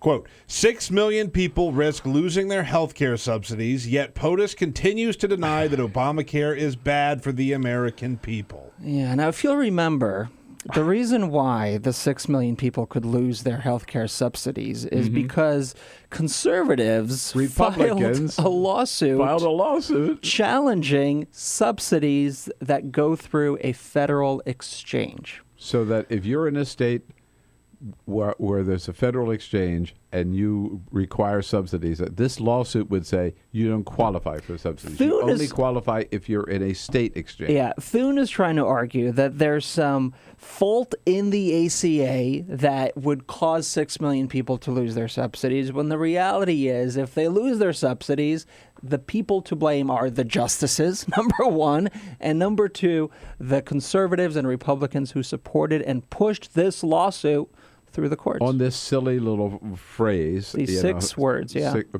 Phrase that we've talked a lot about. So what did Thune, you're right, was ridiculed by healthcare reporters who've been covering this issue, by some of his fellow Republicans. What does he do? Does he pull down? The tweet is still up. Tweet is still up. You just the pulled tweet it is out. still up. Tweet is still up.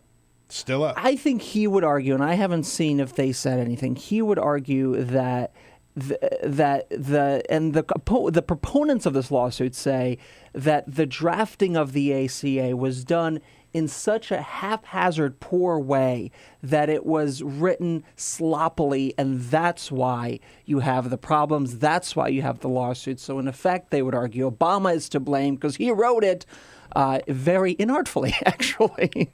Yeah. Well, in this case, you can't blame the president for writing this, but all those people who were involved in the Senate writing this legislation have said that's the last thing that they had in mind, is what the Republicans are claiming. You talk to any of the authors, and they say we never even thought about the possibility of subsidies not going. You can read the entire story about the John Thune tweet yesterday in Obamacare, of course, at thinkprogress.org. Igor Volsky here. And when we come back, Igor, you and Think Progress are also talking this morning about Rick Santorum, who says, I'm better than the Pope. He's a good Catholic. He thinks he is the Pope. 866-55-PRESS, toll-free number. This is the Bill Press Show. All right, friends and neighbors, hey, thank you so much for joining us on Free Speech today. Hope you're enjoying the program. And now I want to turn to you one more time. First, to talk about our pledge drive. We're getting in the home stretch now. And first, I got to thank you. We had a great day yesterday. A very good day. Not good enough, but a really good day. But now we're still pretty far, as we go in the home stretch, pretty far from our goal. People from Free Speech told us yesterday. And the only way we're going to reach our goal by the end of the week is we need to do $1,500 a day. $1,500. That is our goal for the Bill Press Show for today. And look, really, it may sound like a lot of money. It's really not a lot of money. Think about it. Just 15 of you can help with $100. There we are. We're there. If just 30 of you can help with $50. We're there. And we meet our goal, and we help keep free speech going as great as it is. So please, those of you who haven't yet made your pledge, now's the time to do it. Today is the time to do it. And you know how to do it. Pick up the phone. Give us a call at 877-378-8669, 877-378-8669, or go to freespeech.org. Make your pledge today. Try to make it $100. Try to make it $50. At least that much, and help us reach our goal. And you know how it is. I mean, Carol and I give a lot of money to charity. Sometimes you just write those checks to charity, and you feel good about it, but you don't really get anything for it, other than knowing these organizations are doing a good job. But here you really do get something for your money. Number one, you get to see my smiling face every morning, and then Stephanie and Tom and Amy and David and all the rest of the good hosts on the Free Speech TV is coming into your home every day. That continues with your help. And secondly, we've got some little goodies for you. If you can help with $60, one-time pledge of $60 will get you that fun little stamp you can use that says not to be used for bribing politicians, your dollars or your checks. For $120, help with $120, a one-time pledge, you'll get a copy of John Nichols from The Nation magazine, his great book about the evil of money in politics called Dollarocracy. Step it up to $240, that one-time pledge, and we'll send you the stamp, the Not for Bribing Politicians, and a copy of that book by John Nichols. For $360, you get the stamp, you get the book, and you get a Free Speech TV baseball cap. And for a very special prize, you want to give yourself a real treat and really help out with free speech. If you can help us with $1,000 and make your way to Washington, Carol and I will take you out to one of our favorite restaurants. We've got some great ones right here on Capitol Hill. We'll have dinner together the next morning, come in, watch the show, meet the team. We'll get some donuts from District Donuts and just have a real party here. So do it today. Remember, we need to reach that $1,500 today. So try to think about at least $100, $50. Help us make that pledge at 877-378-8669. That's the phone number. And the website again, freespeech.org. Those of you who haven't made your pledge yet, now's the time to do it.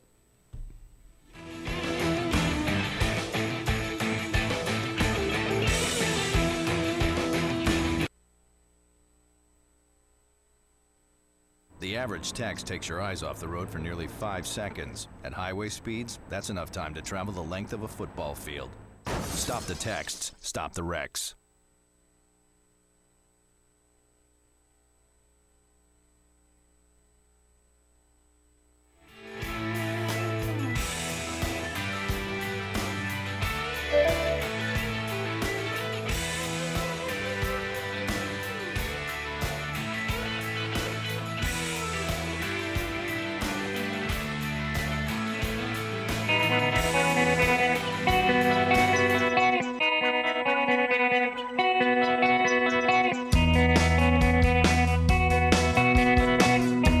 This is the Bill Press Show.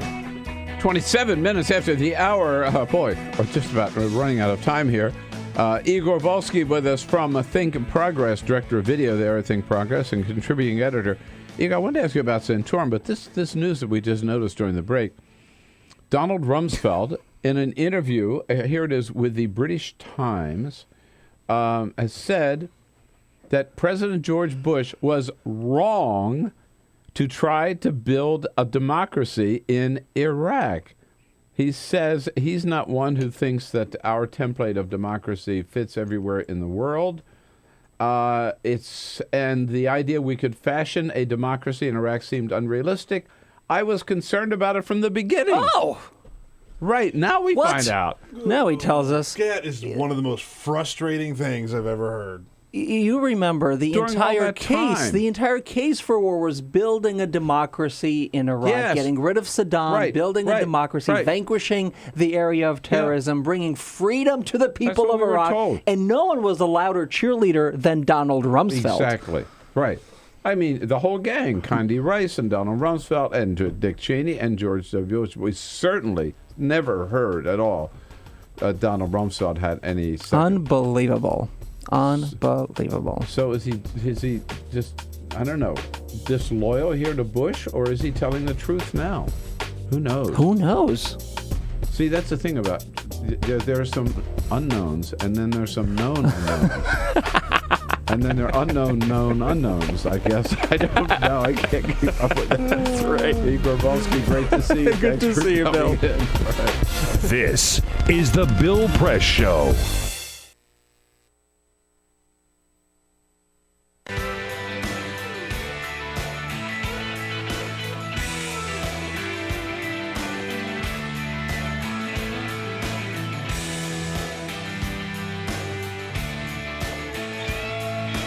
All right, folks, just a little time out. Hope you're enjoying the show today. A little time out here to tell you again and get your about Free Speech TV and get your help.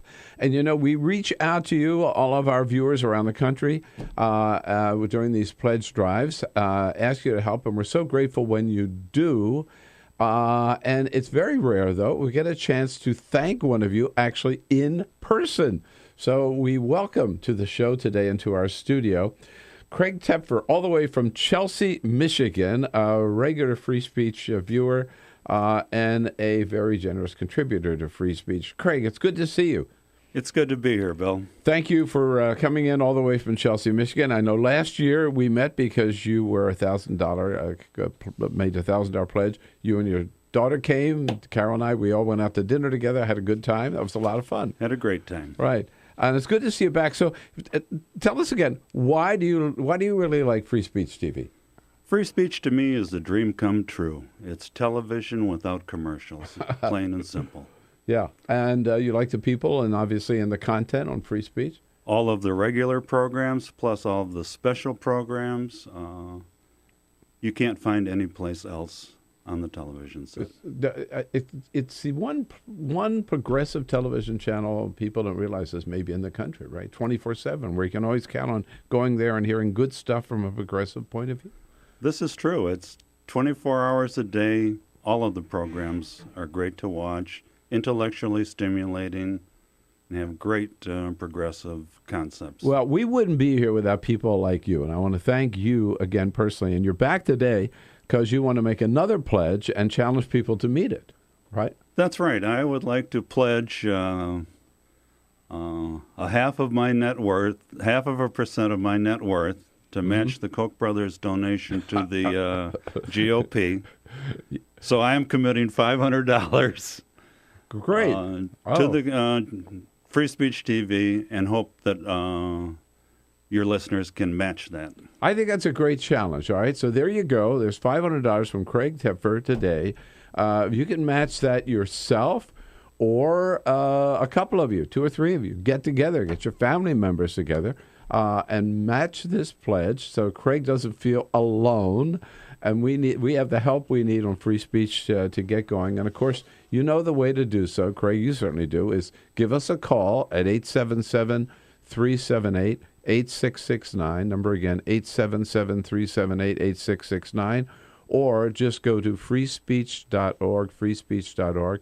And, Craig, the other thing I want to congratulate you on, you are a pioneer in solar energy. I know you have a solar-powered car right now. So you're doing so many great things. You know, I've been doing this for most of my life, wind and solar energy, and supporting environmental groups and organizations that promote solar energy. Well, so good of you to do that, and so good of you to come in. And thanks again for your help for Free Speech TV. And match Craig Tepfer's $500 grant. Thank you, Craig. It's so important. Thank you.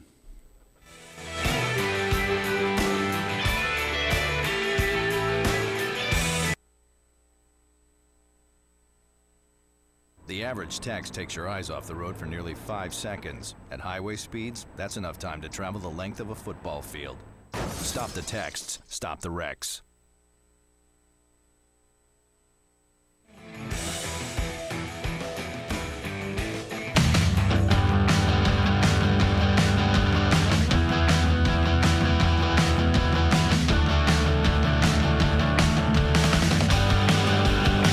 The most valuable morning radio show, according to The Nation magazine. This is The Bill Press Show.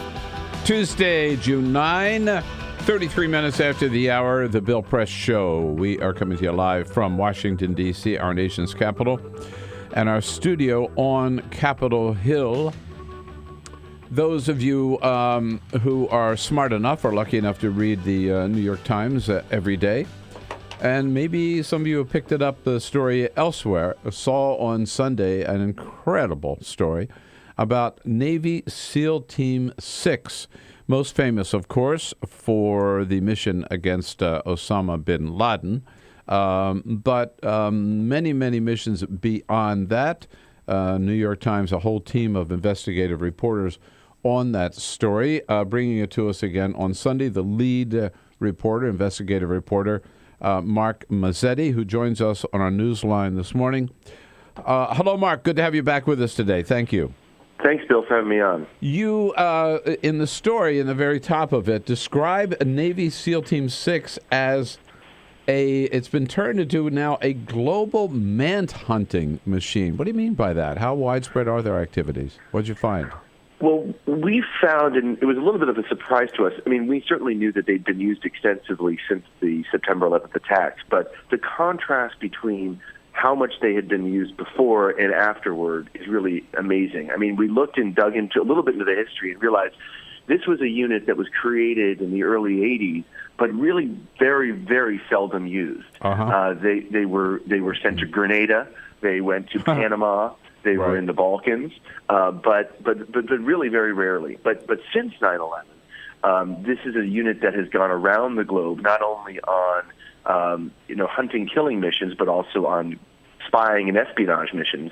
They've become as much a spying force as a military force, and it's really a reflection of the way we do war these days. Well, you use that phrase, a new way of war. That's these like special op missions? Is that what you're getting at?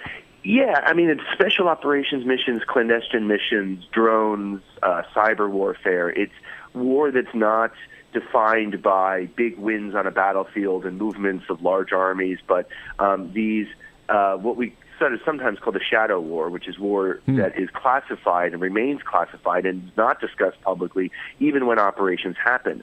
And it's usually geared at targeting specific people and capturing or killing them. with the idea that this will have an impact on the overall terrorist climate. So the SEAL Team 6 basically has been built for this purpose and has grown dramatically since 2001. How many people are in it, and how are they recruited? Are they specially recruited for this? Or are they Navy people who are, then assigned to this group? How's that work? Well, you have to be a SEAL to be a SEAL in SEAL Team 6. So they're drawn entirely out of the SEAL community. And now people can join the SEALs from outside. They don't have to be in the Navy before then. But SEAL Team 6 is recruited entirely from SEALs, and there's a sort of grueling training process, what is called Green Team, that is a selection process that brings them into SEAL Team 6. The unit, its numbers are classified, its specific numbers are classified. The best we can get is that it's about 300 operators, or what they call assaulters, who are members of these assault teams. But totally, the total unit, the Navy Special Warfare Development Group, which is its cover name, is about 1,800 people, all based at this base down in Virginia Beach. And that's all their support personnel, their intelligence folk, their pilots. It's really a large outfit. What's their chain of command? Is it the defense secretary, the president? I mean, who gives the orders? Well, these are the types of forces that have a pretty direct chain of line to the president, where they answer through the head of Joint Special Operations Command, which is based in Fort Bragg, North Carolina. But really, JSOC has a direct line to the defense secretary and then to the president. So they were built to be able to respond very, very quickly to crises around the world. So the idea was they didn't need or shouldn't have a big, cumbersome bureaucracy giving them orders. It should be something that the president sends them, gives them the go. Is there any oversight as to the kind of operations that they carry out? I mean, I'm thinking back to the days when the CIA was trying to assassinate foreign leaders in Latin America, for example. I mean, what controls exist here? There's a layer of oversight in the sense that Joint Special Operations Command has oversight over them, but we found that when things go wrong, when there are questions about excessive killings on missions, sometimes there really isn't a whole lot of digging into it. The JSOC tends to investigate itself. It's very rare that they go outside of JSOC to, for instance, give it to the Naval Criminal Investigative Service. And then there's Congress, which, the Armed Services Committees have oversight over SEAL Team 6, but, they are busy and they have, an entire Pentagon to provide oversight of. Yeah. So there's not a whole lot of deep digging into the specific operations of these units. And finally, I guess, they're known, of course, we think of them with the books and everything about Osama bin Laden, but also they're the ones who rescued Captain Phillips, right? Yeah, they were sent on the Captain Phillips mission, and if you look on our website, you can see the video taking. I saw that. I mean, it's stunning, right? Jumping out of the plane, and then the boat. They actually dropped the boat from the plane too. They dropped the boat, and I'm required to say that the website is, we have a special website. It's nytimes.com/seals. That's fine. But it's a really extraordinary video, and it's the only footage we know that exists of an actual SEAL Team 6 operation. It was shot on, I believe, a mobile phone. Yes, it's just a window in the type of operations that they perform. Well, I'll tell you, it was a remarkable story. A great work there, Mark. You make us all proud, and appreciate your spending some time with us this morning. We will help you out. It's NY Times sealed. No, was it nytimes.com/seal? Was that it, or? That's correct. Okay. And we'll put up a link on our website to make it easy for everybody. How's that? I appreciate it. All right. Thanks, Mark. We'll talk to you again. Good work. All right. Thanks, Bill. Yeah, this is an incredible story. If you read that. I mean, these guys, these are secret warriors, It's crazy. This band at Steel Beach, down at Virginia Beach, and the things that they're called on to do. And they perform, and they deliver. In a big way. Yeah, every single way. And so it's just that remarkable story. Can you imagine? I know I hear the music here, but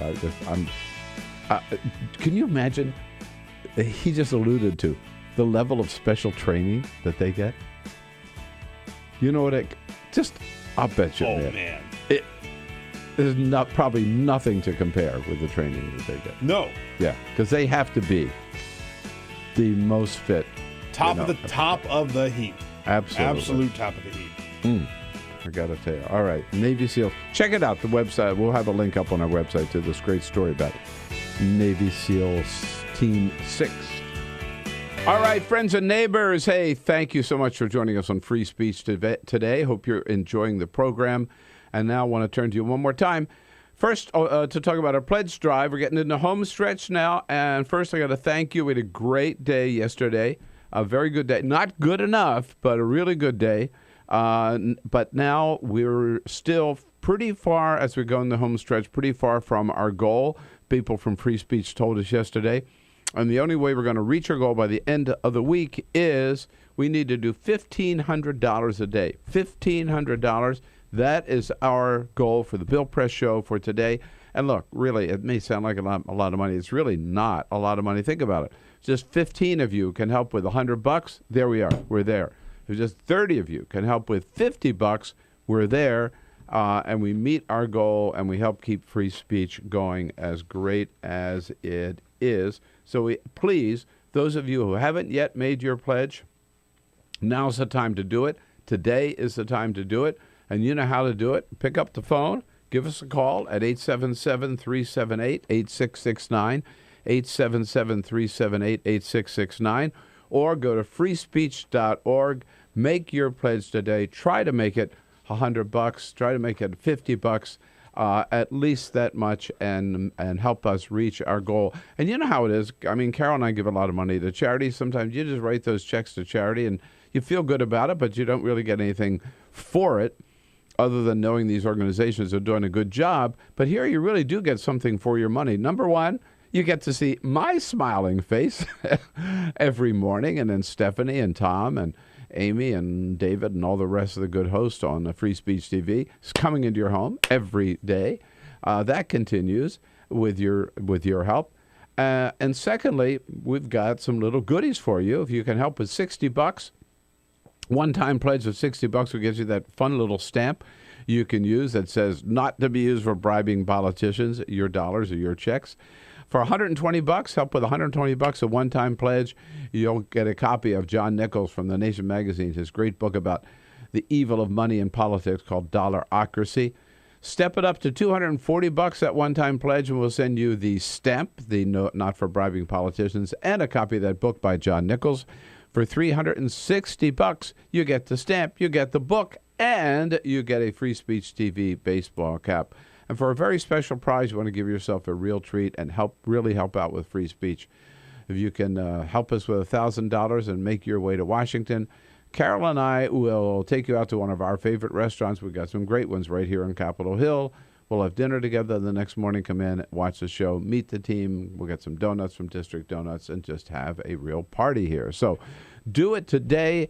Remember, we need to reach that $1,500 today. So try to think about at least $100, $50. Help us make that pledge at 877-378-8669. That's the phone number. And the website again, freespeech.org. Those of you who haven't made your pledge yet, now's the time to do it.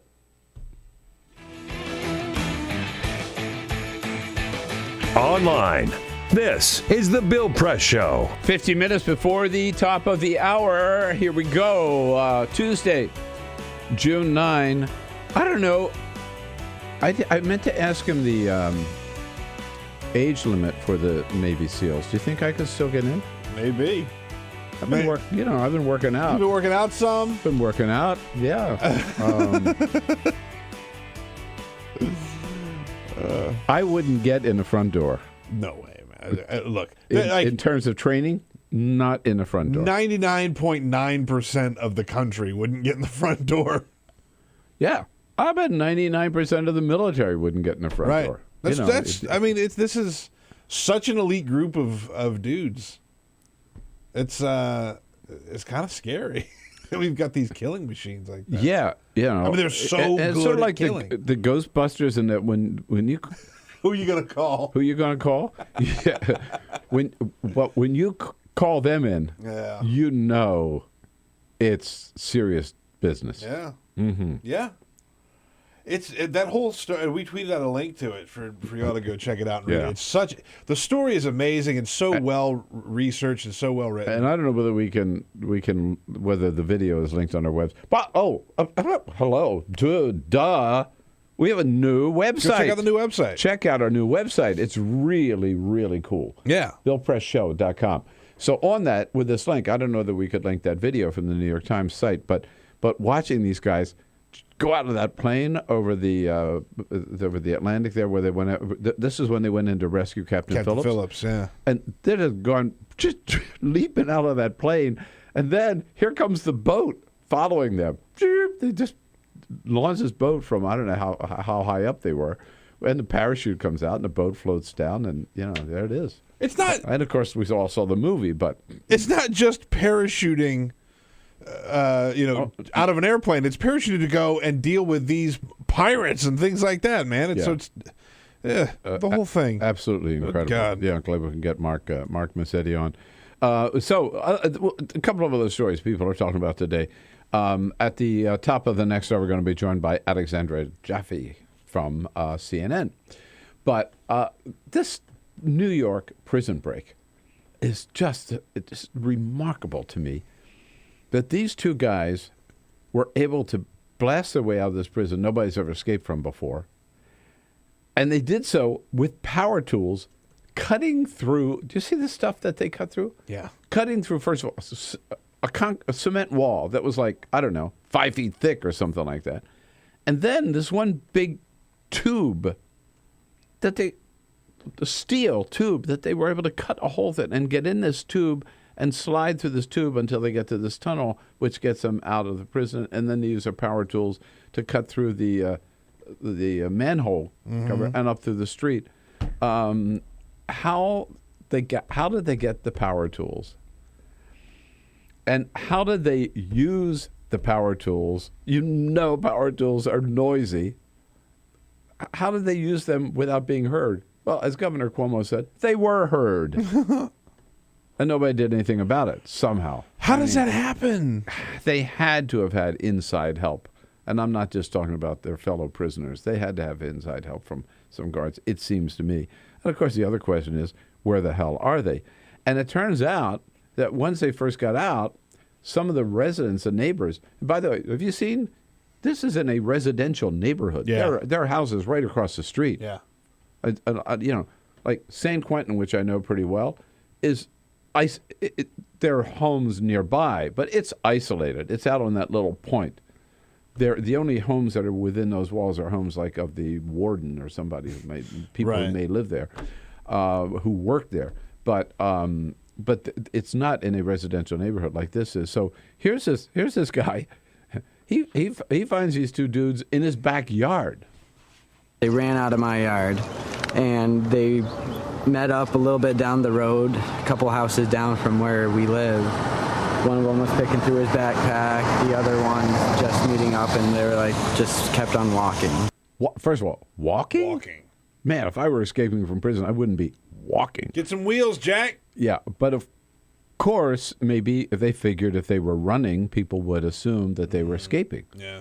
And when this guy saw them in his yard, he said, what's going on? What are you guys? What are you doing in my yard? What the hell are you doing? Yeah, and they just said, "Oh, we're sorry, we went in the wrong direction. We made a wrong turn, or something like that," which is pretty level-headed on their part. They didn't say, "Oh, how was you heard?" But we're not criminals, by the way. Yeah. Can you tell me where the nearest store is? Yeah. So they, this guy said, when he saw them, right, it was about 12:30 at night, in the morning. They had last been seen asleep in their bunks at 10:30. They were not discovered missing until 5:30 in the morning. Oh, no. So if this guy is right, that had the time right, they had 5 hours to make tracks before they even started looking for them. before the alarm even went out. Okay, so where are these guys? Man, I got to tell you, they're in Canada. I'll bet you. They're in the Great White North. They got to be. If they had that Canadian kind of time, authorities, I'm sure will cooperate with us, but they are far from that area. they got to be. I mean, you got to assume they got their hands on a car, right? And it's not far from Canada, so they hightailed it. They got out of there. With that much time before they even discovered they were missing, Yeah. they're gone. But it's remarkable that they were able to pull this off. I mean, I just boy, and these are dangerous dudes. By the way, exactly. If they weren't such, I mean, they're killers. They're brutal killers. These guys. If they weren't, you'd almost say you got to hand it to the man. They're so smart who were able to pull that off. I know. I do kind of root for the prison escapees, these guys that make a run for it and get out, even if they have a little taste of freedom. But it's usually not guys this bad. These are bad people, and I hope that nothing bad happens. All right. Hey, while we're talking just news of events and things people want to talk about, let's say hello to Dick is calling out from Peterson, Iowa. Hey, Dick, what's up? Well, hi, Bill. Well, here's how I think they did it. I think we have to go backwards. I think that somebody on the outside, we know they had help. Yeah. And I think somebody that knew the layout went in during the day or in the night in that manhole, went backwards, did everything during the day when there was construction going on, and then went to their cells, knew the layout of the whole thing, cut it out during the day. And then... That's interesting. Yeah, that's the only way it could be done, without somebody hearing what was going on.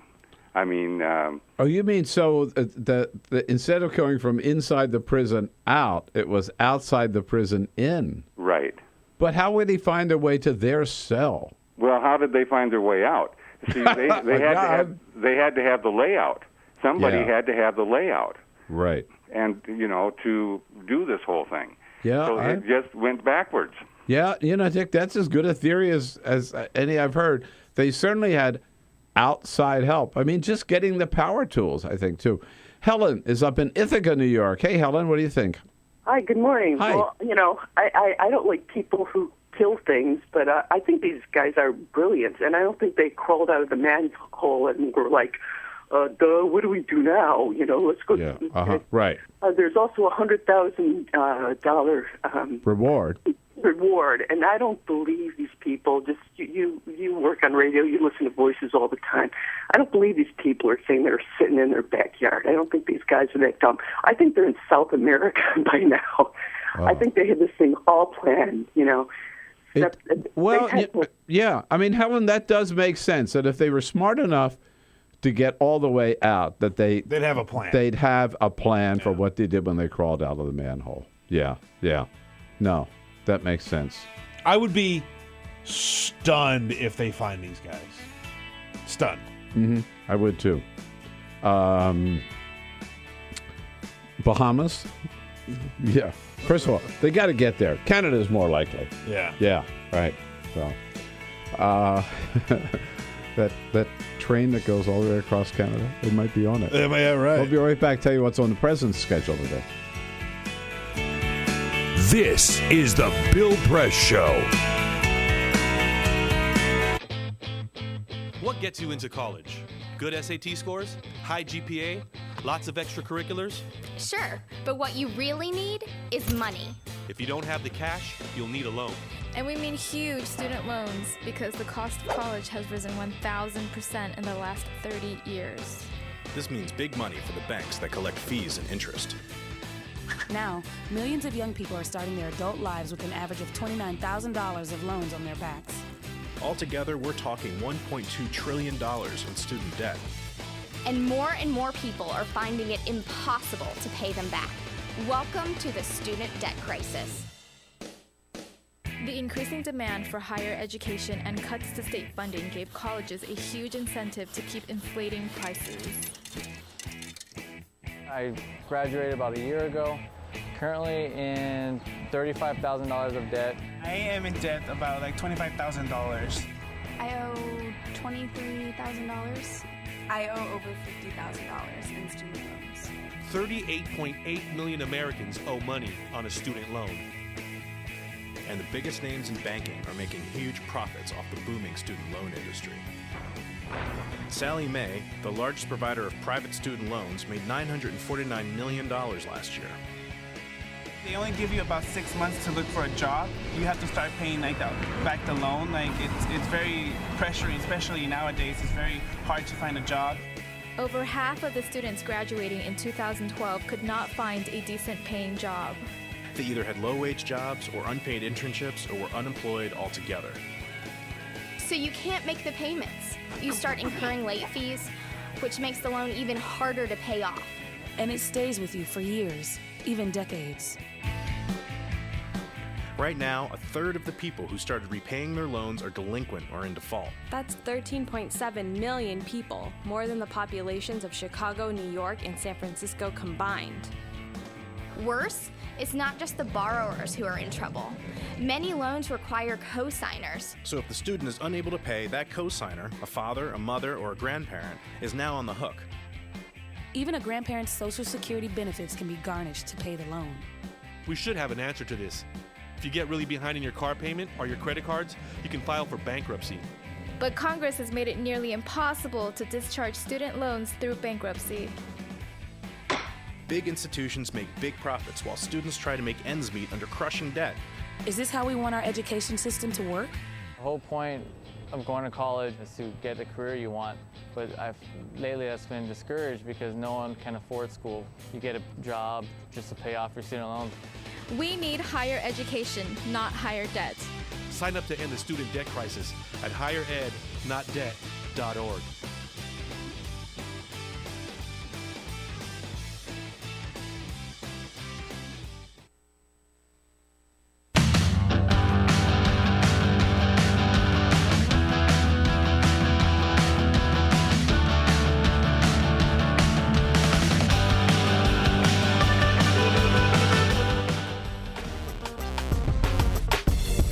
President Obama back from Germany today, this morning, just about noon. He'll be speaking to the Catholic Hospital Association.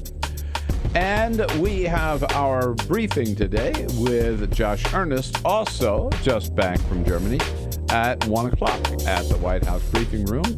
Alexandra Jaffe from CNN joins us at the top of the next hour. The Bill Press Show on this Tuesday, June 9th. This is the Bill Press Show.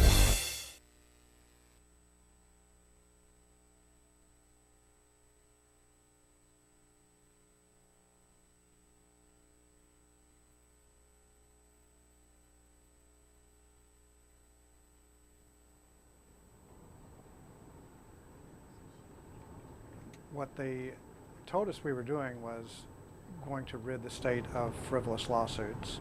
So we said, okay, let's vote for this. Leading up to the 2003 effort in Texas, the insurance companies primarily, but also the medical industry, started this drumbeat.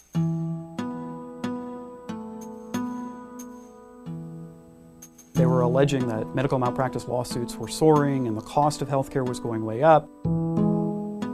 They barraged the citizens of Texas with these frightening, scary messages that we were in some sort of crisis.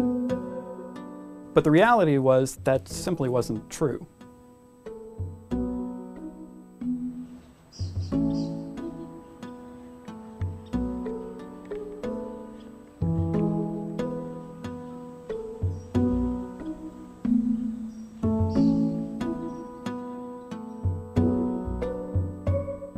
One of the things I think the public doesn't fully understand is that lawsuits are about a lot more than just seeking compensation for an individual plaintiff.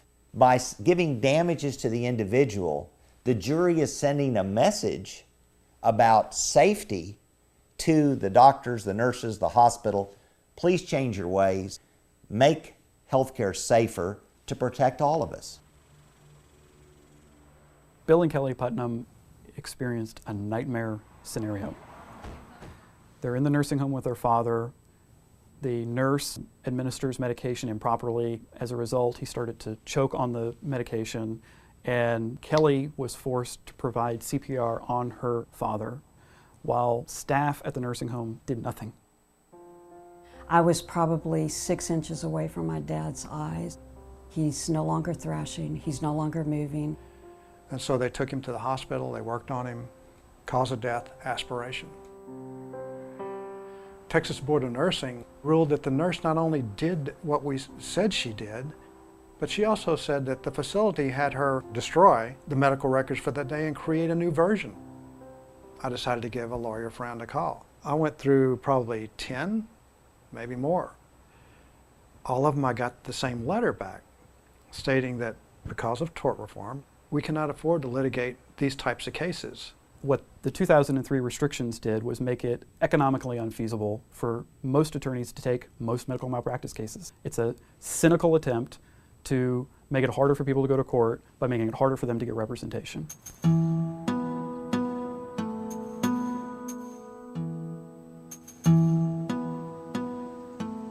I do remember when Patricia Whitman first contacted me, because as a cardiologist, I was pretty outraged when I looked at the medical records. Patricia Whitman visited the emergency room complaining of chest pains. They look at her EKG. Doctor says, no, you've got indigestion, go home. The symptoms persist. Next day she goes in, sees a different physician. She's been having a heart attack. Anyone looking at this EKG in a patient with chest pain has to consider that that patient is having an acute heart attack until proven otherwise. All of these abnormalities were essentially ignored, and a diagnosis of acid reflux was made in Patricia Whitman's case, and that was the wrong diagnosis.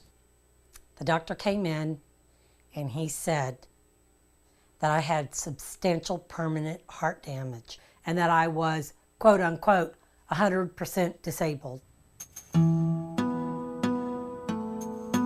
Prior to the heart attack, I had a 3,500 square foot home that I took care of,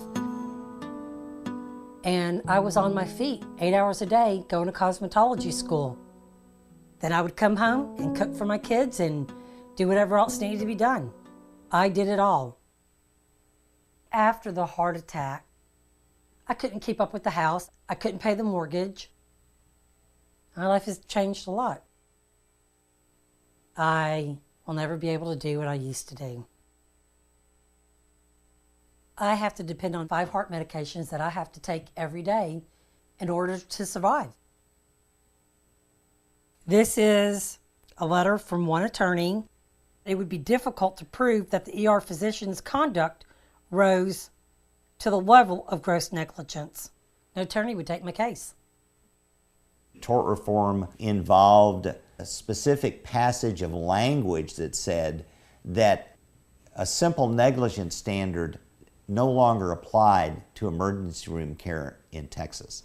The new standard was a gross negligence standard called willful and wanton negligence. You have to prove in court that that doctor saw me walk through the door and said, that's my next victim. And of course that doesn't happen. And so people like Patricia Whitman, who find themselves in the emergency room and are misdiagnosed or harmed, face almost no ability for accountability. If you look back and you break down the arguments made by the insurance companies and medical industry about the cost, quality, access of healthcare in Texas, by every metric, we're worse off today than we were 10 years ago. It has made life better and easier for a small group of corporate interests at the expense of the rest of us. These corporations, they have no fear because they know that they're not going to be held responsible. It shouldn't be about money. But unfortunately, that's the only language these people speak. That's why we're out protesting. We will stand out on the street in front of the facility with signs that state what happened and make sure that they understand that we're not going to go away and that what they did was wrong. We must restore meaningful accountability in this state so that another family does not go through the same nightmare that they've been through. If enough people in the public say enough is enough, then politicians have to think twice. We're never going to be able to compete with the special interests in terms of campaign contributions and money. Where we have to compete with them is in boots on the ground. The more people that rise up and say, we want our rights back, then they have to think about it. And once we've made them think about it, then half the battle is won.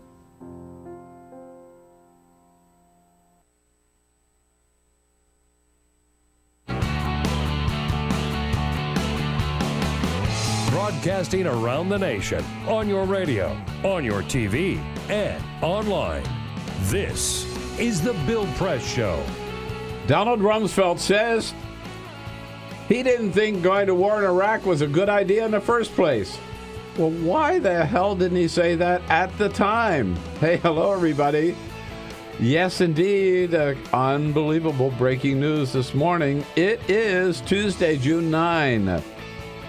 This is the Bill Press Show. We are here with you for in order to tell you what's going on today and to find out from you what you think about it all.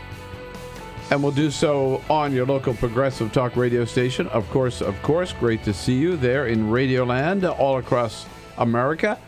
And we're here with you on Free Speech TV nationwide as well and worldwide on our video stream of TawkrTV. That's our YouTube channel, youtube.com/Tawker, TAWKRTV. Washington, D.C. is where you find us, where we're coming from at any rate, and our studio on Capitol Hill, where our team is assembled as always. Peter Ogburn and Elisa Murphy. Hey, hey. Hey, good morning. Jamie Benson on the phones and Cyprian Bolding on the video cam, keeping us looking good. And we welcome... She has bounced from last time we saw her over to CNN, part of their political team. Their good friend Alexandra Jaffe in studio with us this morning. Hello, Alexandra. Welcome. Nice to see you. Yeah, thanks for having me on. This Donald Rumsfeld stuff. He gave this interview to like the British Times a couple of days ago, and it just popped up today.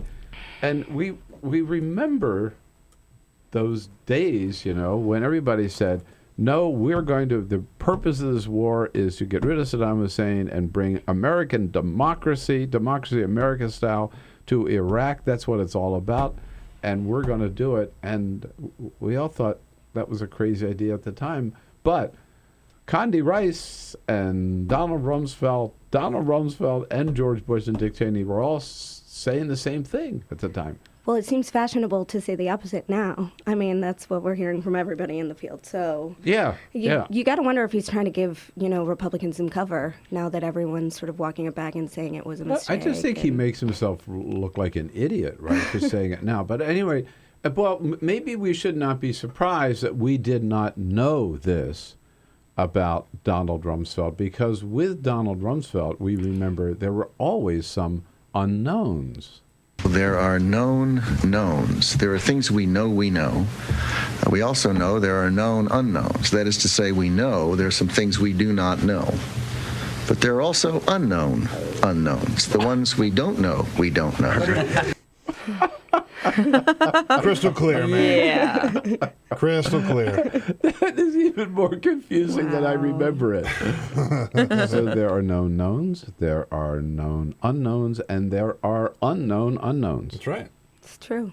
Well, I guess one of the unknown unknowns was where Donald Rumsfeld actually stood. Right. He says he thought this was a crazy idea that we could basically force our style of democracy on another country at the point of a gun, which is, I remember what Pat Buchanan and I were both saying on MSNBC at the time, and we both got fired because of it.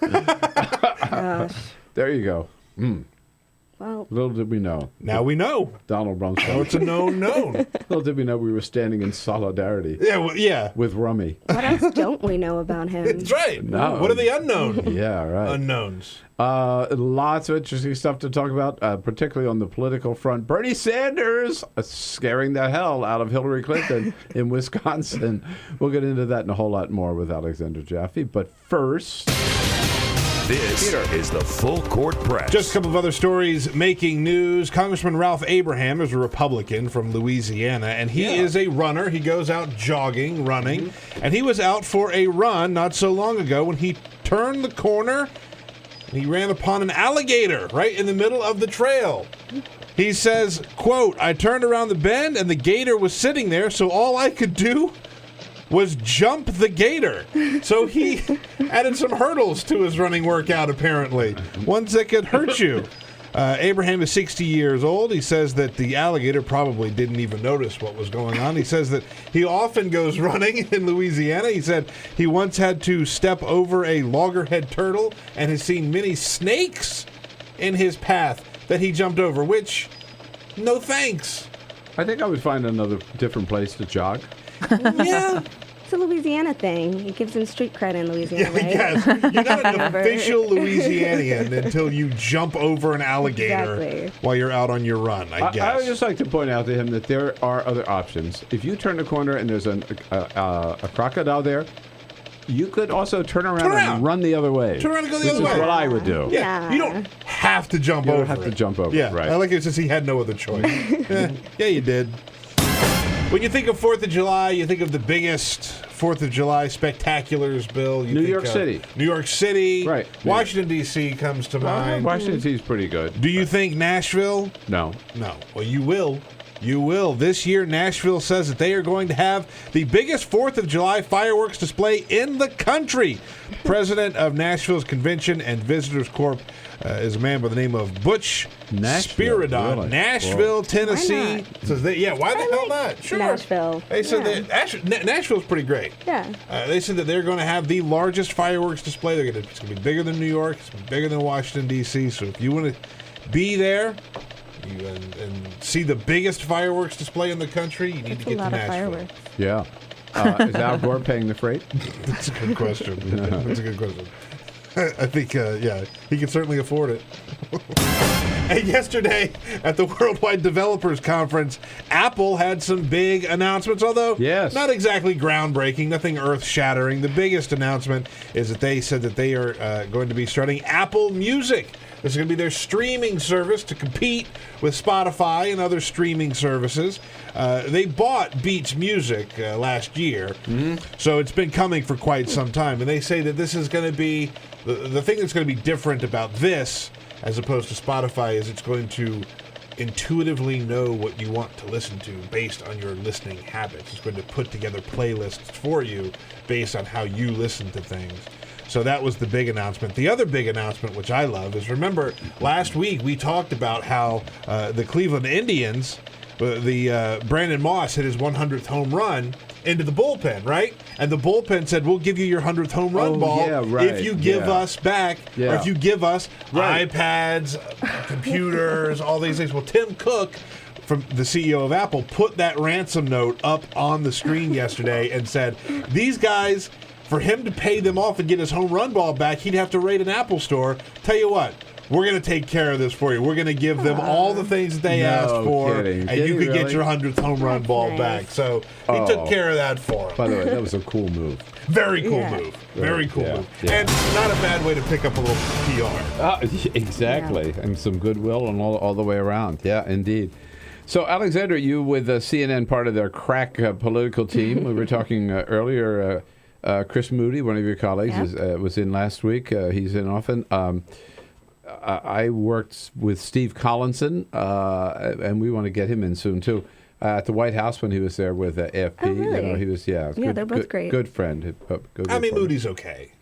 Let's speak for him. He's we're on the fence about it. And you're there, so we're very excited about this team. And I want to ask you, first of all, news out of Wisconsin, the Wisconsin Democratic Party had their convention over the weekend. They took a little straw poll of presidential candidates among Democrats. Okay, who do you want to be the Democratic nominee? Hillary Clinton, not surprisingly, came in number one, 49%. But the big surprise, Bernie Sanders polled 41%. Right. Just 8% behind her. It was 511 votes cast, so we can't say that this is, the end all be all, but it is kind of surprising and a little bit, you could say, embarrassing for her in a state that... I think so. Yeah, you would expect to be pretty supportive of the presumptive Particularly so nominee. many people have been, not us, we're big Bernie supporters, but so many people have been belittling Bernie, right, saying doesn't have a chance. But he's really he's catching fire. Absolutely. You see all these reports of him drawing thousands at crowds. I think there was a Minneapolis rally that they estimated something like 4,000 people were there, which is just astounding for somebody at this point in the game. And so he's a senator from Vermont. So I think it suggests both that Hillary Clinton is not exciting folks.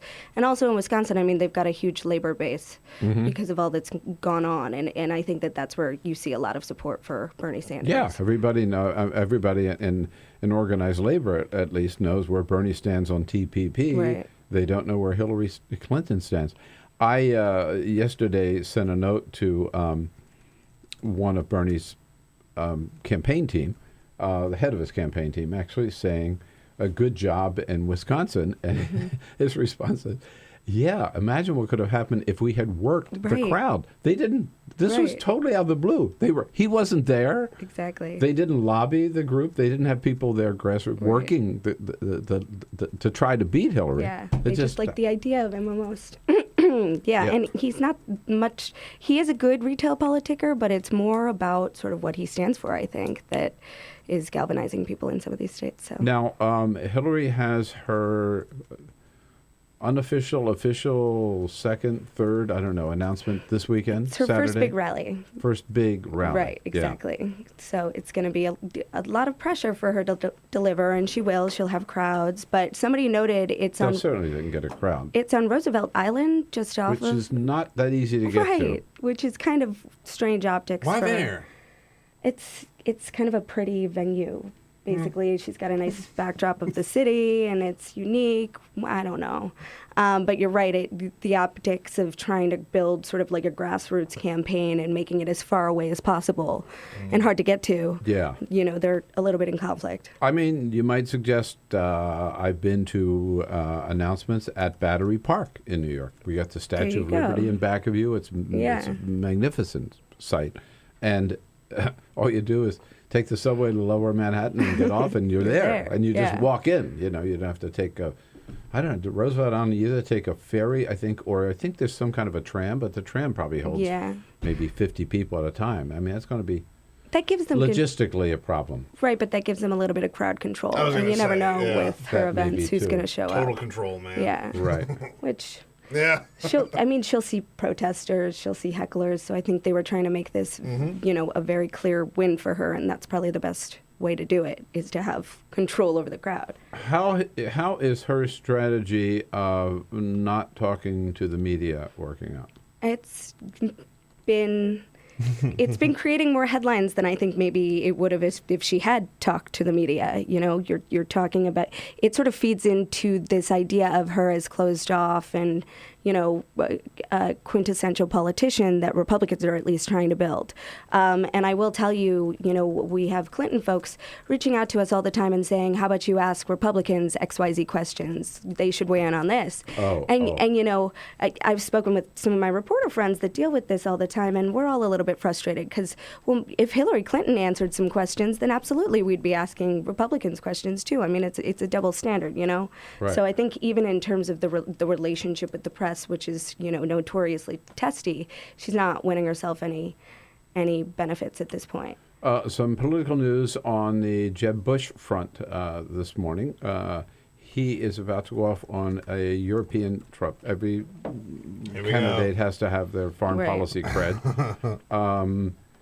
And he has changed campaign managers. Yeah, even before he's a candidate. Right, he doesn't have a campaign. He's shaken up his campaign. I think that announcement was announced while he was flying to Europe. It was just very sudden. Yeah. A lot of folks didn't know it was going to happen. We were expecting David Kochel, who's this sort of top Iowa strategist, to run his campaign.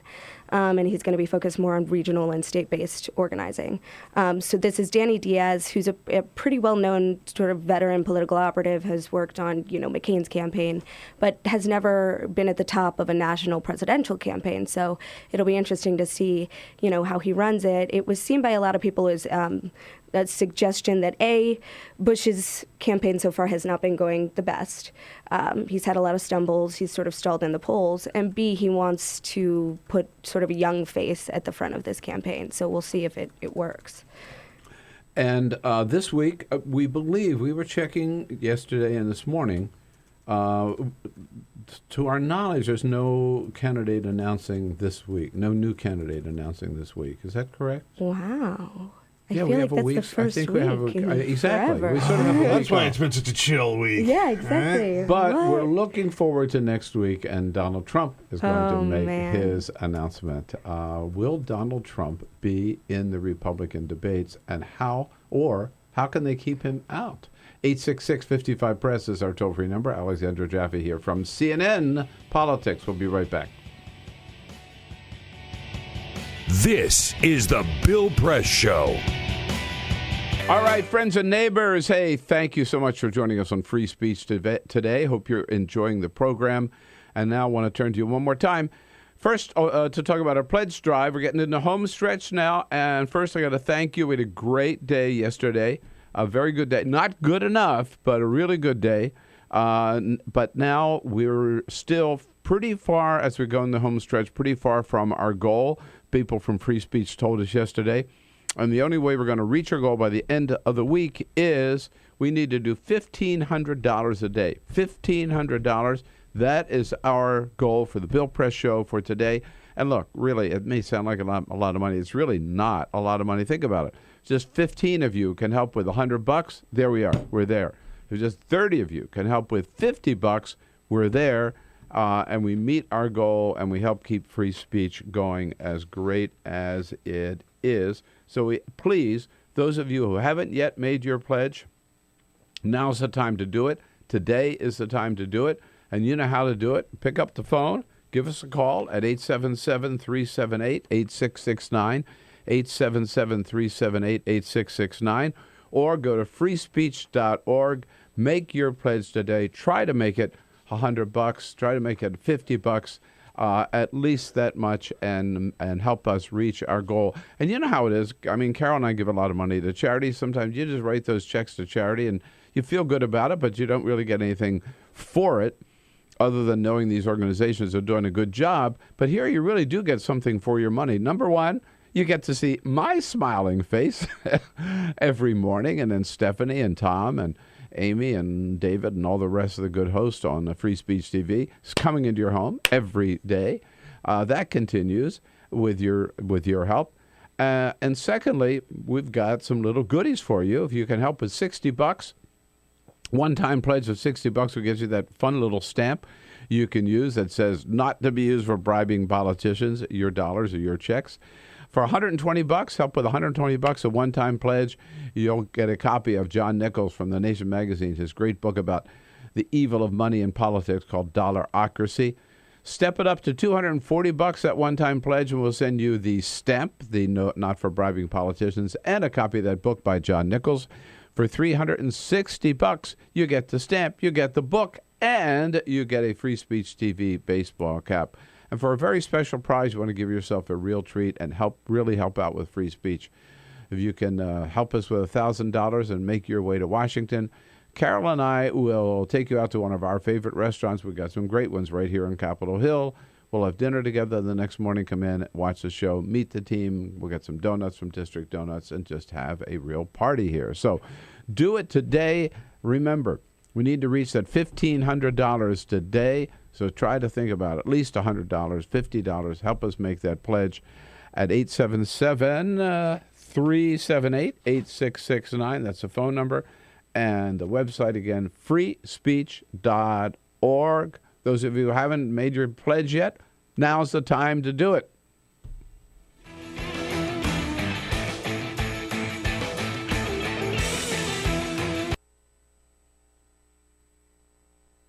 The average text takes your eyes off the road for nearly 5 seconds. At highway speeds, that's enough time to travel the length of a football field.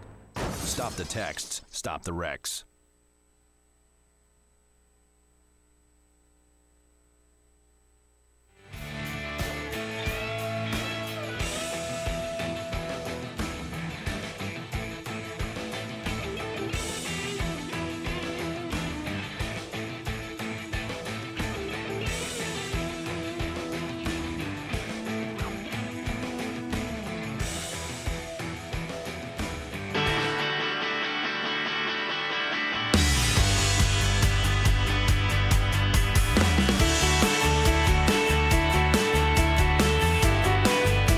This is the Bill Press Show. You bet it is. 25 minutes after the hour. Julian Hattem from The Hill, their tech writer, join us at the half hour to talk about all the big, latest hacking news. Right now we're talking the latest, covering the political waterfront with Alexandra Jaffe, one of the crack political reporters from CNN's political team.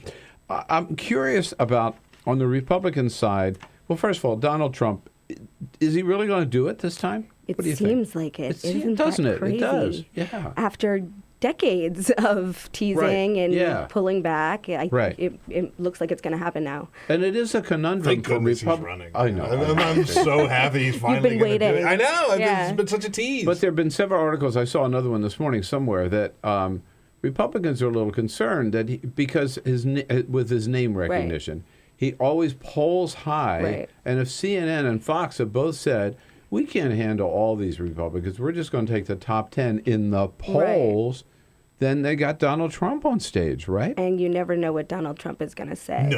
No. My favorite quote of the last week was something about he's more successful because he has a Gucci store that's worth more than like Mitt Romney or something. It's just, where do you come up with these things? Right. But it could be an embarrassment for the GOP. Oh, absolutely. Just because he's full of bombast and, you know, always says how he feels and throws bombs. And I mean, I think that the top 10 requirement overall is problematic for the GOP because it incentivizes everybty throwing bombs to raise their profile. So now, speaking of people who are an embarrassment, you have to choose what issue you're going to run on. Mike Huckabee, it seems, has chosen to run on the Duggars. He's putting their endorsement back up on his website, as he explained to Macon Kelly last night.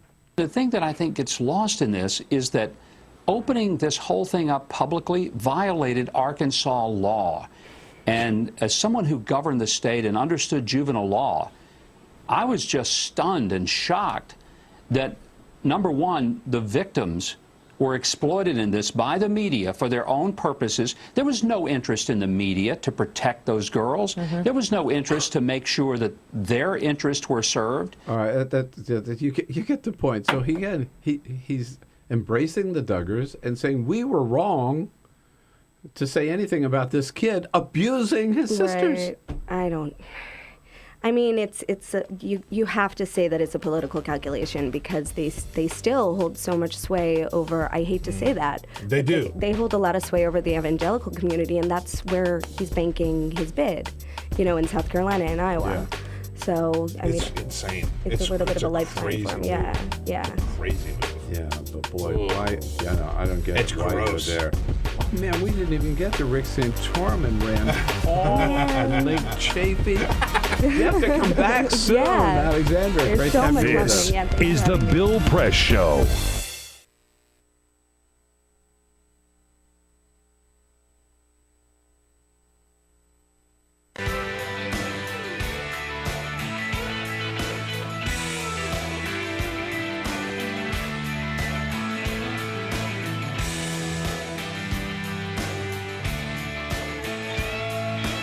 All right, folks, just a little time out. Hope you're enjoying the show today. A little time out here to tell you again and get your about Free Speech TV and get your help.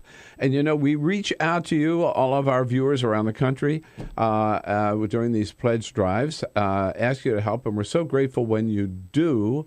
And it's very rare, though. We get a chance to thank one of you actually in person. So we welcome to the show today and to our studio Craig Tepfer, all the way from Chelsea, Michigan, a regular Free Speech viewer and a very generous contributor to Free Speech. Craig, it's good to see you. It's good to be here, Bill. Thank you for coming in all the way from Chelsea, Michigan. I know last year we met because you were made a $1,000 pledge. You and your daughter came. Carol and I, we all went out to dinner together, had a good time. That was a lot of fun. Had a great time. Right. And it's good to see you back. So tell us again, why do you really like Free Speech TV? Free speech to me is the dream come true. It's television without commercials, plain and simple. Yeah. And you like the people and obviously in the content on Free Speech? All of the regular programs plus all of the special programs you can't find anyplace else on the television set. It's the one progressive television channel people don't realize is maybe in the country, right? 24/7, where you can always count on going there and hearing good stuff from a progressive point of view. This is true. It's 24 hours a day. All of the programs are great to watch, intellectually stimulating, and have great progressive concepts. Well, we wouldn't be here without people like you, and I want to thank you again personally. And you're back today because you want to make another pledge and challenge people to meet it, right? That's right. I would like to pledge a half of my net worth, 0.5% of my net worth, to match the Koch brothers' donation to the GOP. So I am committing $500. Great. To the Free Speech TV, and hope that your listeners can match that. I think that's a great challenge. All right, so there you go. There's $500 from Craig Tepfer today. You can match that yourself, or a couple of you, 2 or 3 of you, get together, get your family members together, and match this pledge so Craig doesn't feel alone. And we have the help we need on free speech to get going. And, of course, you know the way to do so, Craig, you certainly do, is give us a call at 877-378-8669. Number again, 877-378-8669. Or just go to freespeech.org, freespeech.org. And, Craig, the other thing I want to congratulate you on, you are a pioneer in solar energy. I know you have a solar-powered car right now. So you're doing so many great things. You know, I've been doing this for most of my life, wind and solar energy, and supporting environmental groups and organizations that promote solar energy. Well, so good of you to do that, and so good of you to come in. And thanks again for your help for Free Speech TV. And match Craig Tepfer's $500 grant. Thank you, Craig. It's so important. Thank you.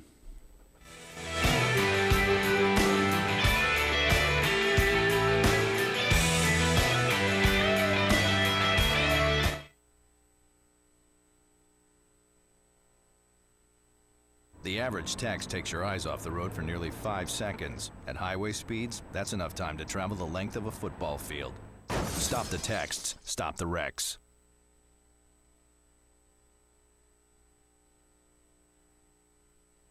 The most valuable morning radio show, according to The Nation magazine. This is The Bill Press Show. You got it, 33 minutes after the hour. Here we are, our final half hour together this morning, and a lot of good stuff to go over with you on the Bill Press Show.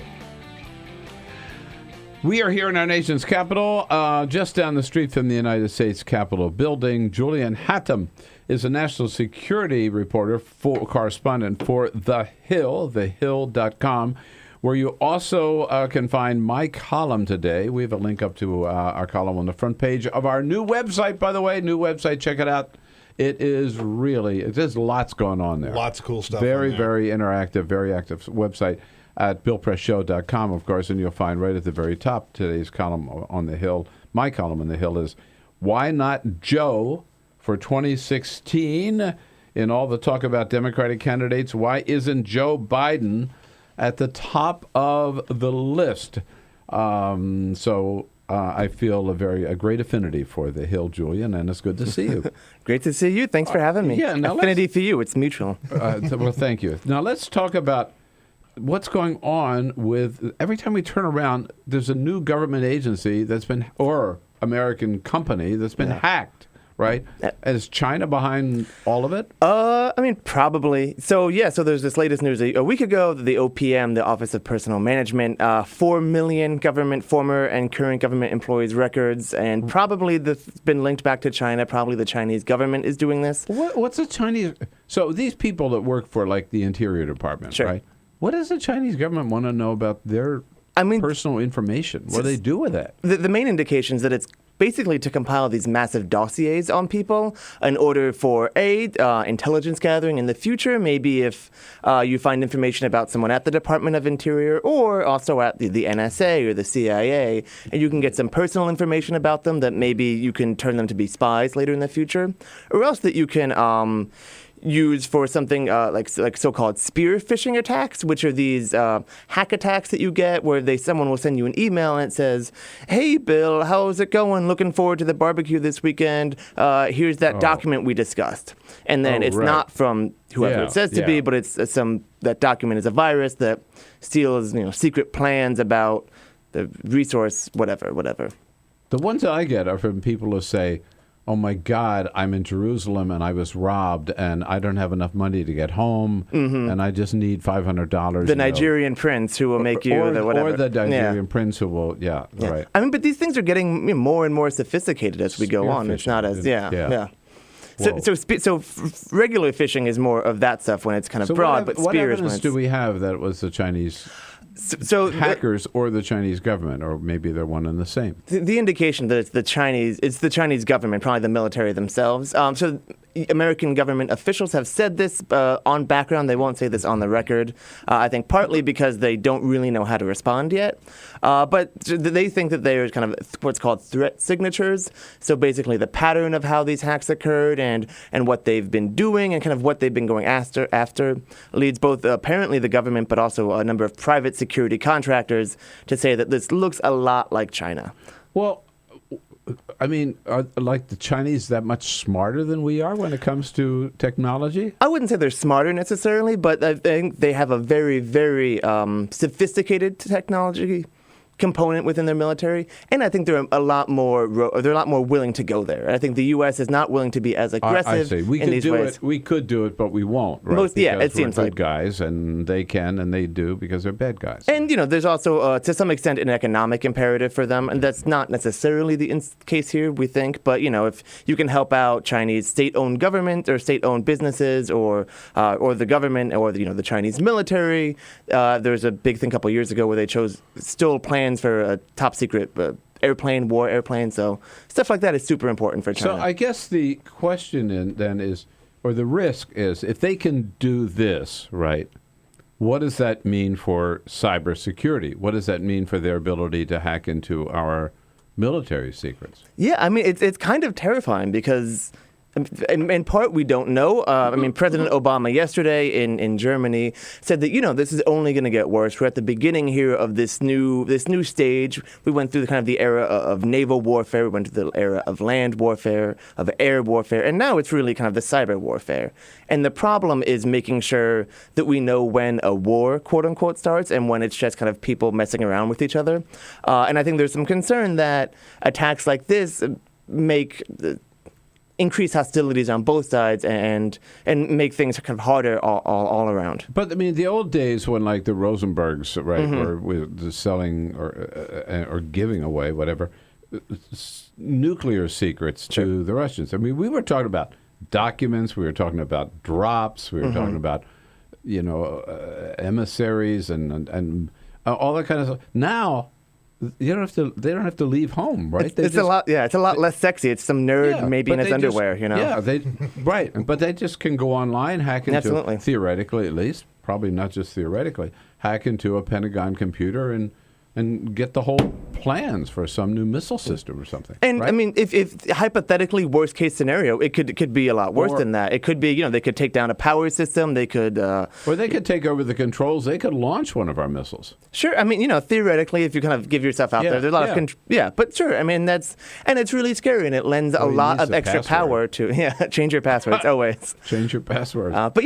like we saw with the North Korea hack of Sony a couple months ago. Yeah. It gives a lot of undue power to these nations or like non-state actors who might not necessarily be able to build a huge big ship or build a nuclear weapon necessarily, but can throw a couple guys at a computer and cause massive millions of dollars damage. So what do we do to the Chinese for this? That's still under discussion. Mike Huckabee wants us to hack back. Mike Huckabee, he's been kind of very aggressive, saying Obama's weak. You hack me, I'll hack you. Yeah, I mean this is starting to get a little silly. Hack attack. Hack attacks. Hack wars. The hacky sack attack.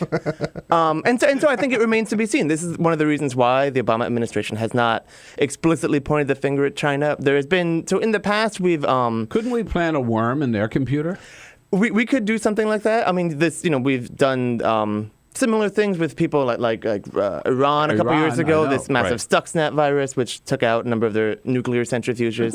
I mean, I think we could do that. The question is, if we have a hackback, if we plant a worm or something in their computer, then that kind of increases the stakes all around. It escalates the situation, and then they're going to hack back more at us, and then it goes back and forth. And I think we don't want to get to a situation where that's the end game, where just mounting pressure. Right. What's the end there? Right. Yeah. I can see that getting really, really ugly. All right. And how do we get even with the Chinese? 866-55-PRESS. Maybe we ought to stop buying so many things made in China. But let's talk about our own technological prowess here.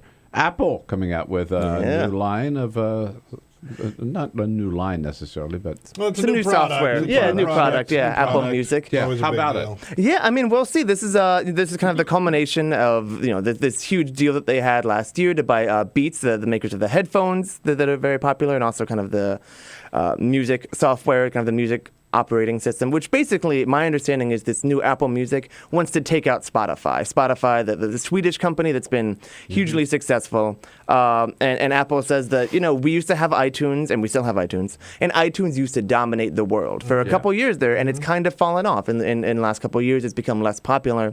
And I think they're struggling to get out there ahead of the market and recapitalize.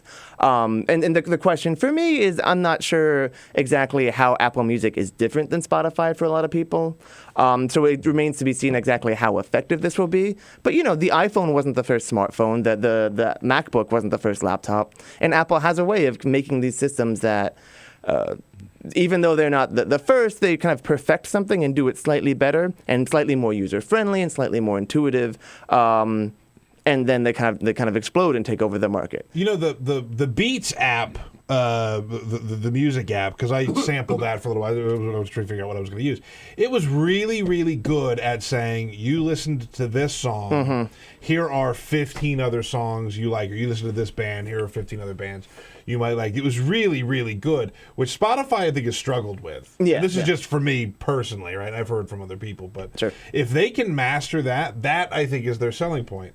And they also, I thought, was interesting is they said, we're going to give you 3 months for free to try this out and see if you like it. After 3 months, you start building your own playlists and things like that. And then everything is there. It's a bigger hassle to cancel and go back. So, they might be onto something with this. Yeah. They can do that. That's not that. I mean, if you go to Amazon today and order a book, I'm amazed, right? It'll come up and say, they know they know what I've been reading, what I've been ordering, and they'll say, basically based on your reading pattern, here's what you like to read. Here are the other books you want to consider. Yeah.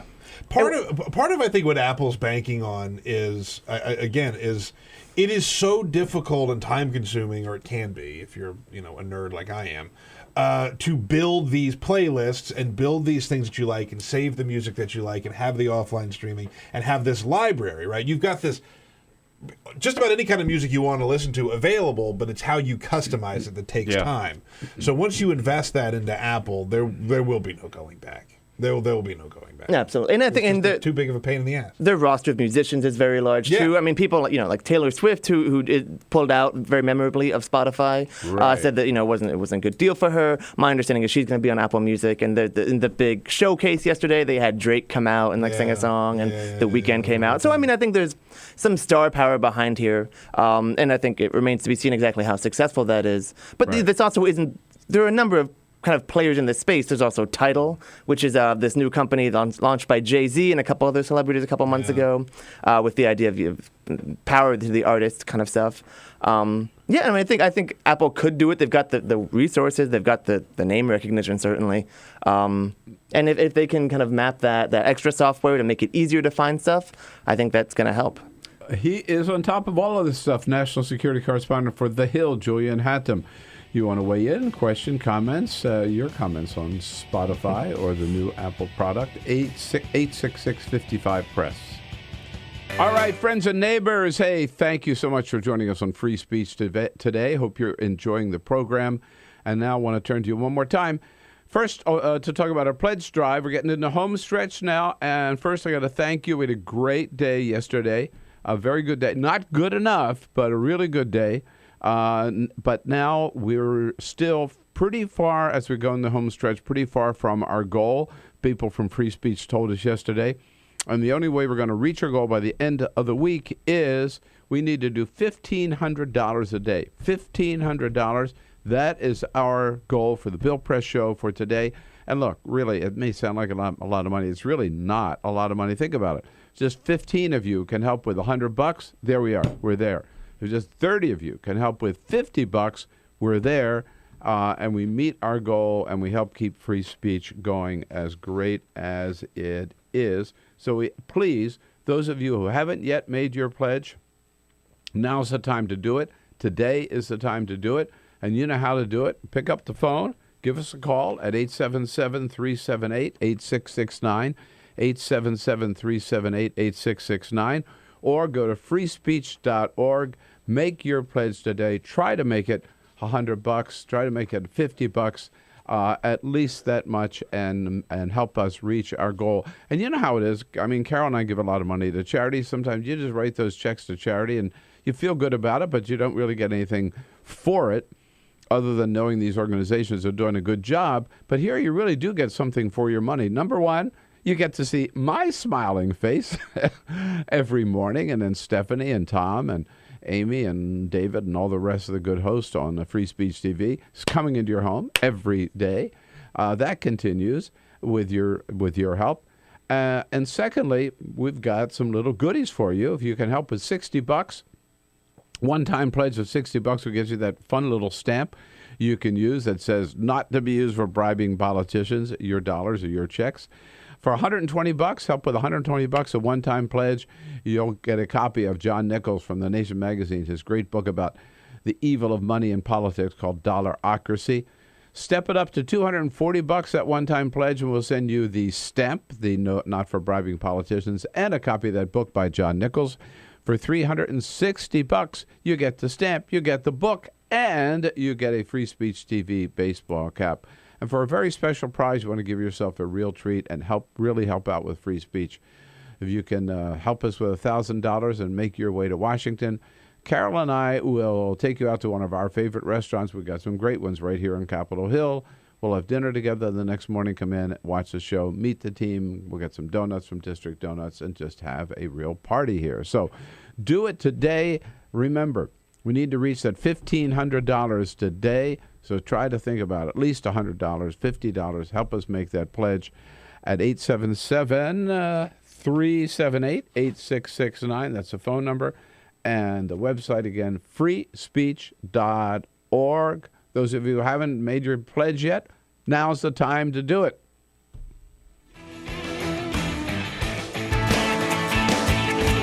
On your radio, on TV, and online.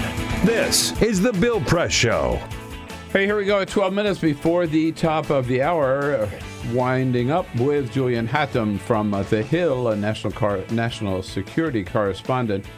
And the big national security issue has been, of course, Julian, the passage of the NSA reform bill, if you will. Last week, by the Senate following the House and President Obama signing it right away. What difference does this make? They're still going to be collecting our phone data, right? Sure. Only the phone companies will hold it instead of NSA, but NSA can get access to it anytime they want. Sure. So, I mean, in terms of actual change to the NSA, I mean, not super a lot. This is one program of many. And you're right. They can, if the NSA still wants this data, what they used to do was just collect it all and then go through their own kind of corporate store, as it's called. And now what they'll do is get a court order and then go to the private telephone companies and say, hey, Verizon, give us these numbers. And so, I mean, they still want this data. It's, I think it just feels better to a lot of people to have this data not be in the government hands. But yeah, this is not a huge deal in and of itself. However, it is a huge deal in that, this is the first time really since the 1970s that the Congress has affirmatively put new privacy protections on the NSA, the CIA, the intelligence community. Basically, in the past, especially over the past decade and a half since 9/11, the trend has been to increase their powers, right? To say you should have authority over this domain and this domain and this domain. The passage of this bill last week, the USA Freedom Act, really changed the tone there and said, said, no. For the first time, Congress is going to assert new authority and insert new checks on the intelligence community. And, it's not, the actual restrictions are not huge, depending on who you ask. But it's kind of more symbolic than it is anything. Now, 338 members of the House voted to saying that NSA was wrong in what they were doing, in effect, and there had to be some limits on NSA's collection of this data. Yeah. 67 members of the House, of the Senate, voted the same way. So by my count, 405 out of 535 members of Congress voted to say what NSA was doing was wrong, needed to be fixed. In other words, they voted to say Edward Snowden was right. I think a lot of them would disagree with that characterization, but that's what they said. Sure, Yeah, I mean, I think they won't admit it. Yeah, they won't admit it, but I think certainly this debate would not have happened. This vote would not have happened without Edward Snowden. So essentially, this was spurred by this deadline in the Patriot Act at the beginning of the month, and that deadline happened 5 years ago. The previous parts expired, and it kind of sailed through. There was some brief back and forth, but there was no reform. And what changed this time was Edward Snowden, who leaked these massive details about what the NSA is doing, including the details of this particular program, the NSA's bulk collection of Americans' phone records, which was actually the first big leak that he had. That was Verizon was handing all this stuff over to the government, so he kind of claimed victory after the fact. He said, we changed the conversation in America.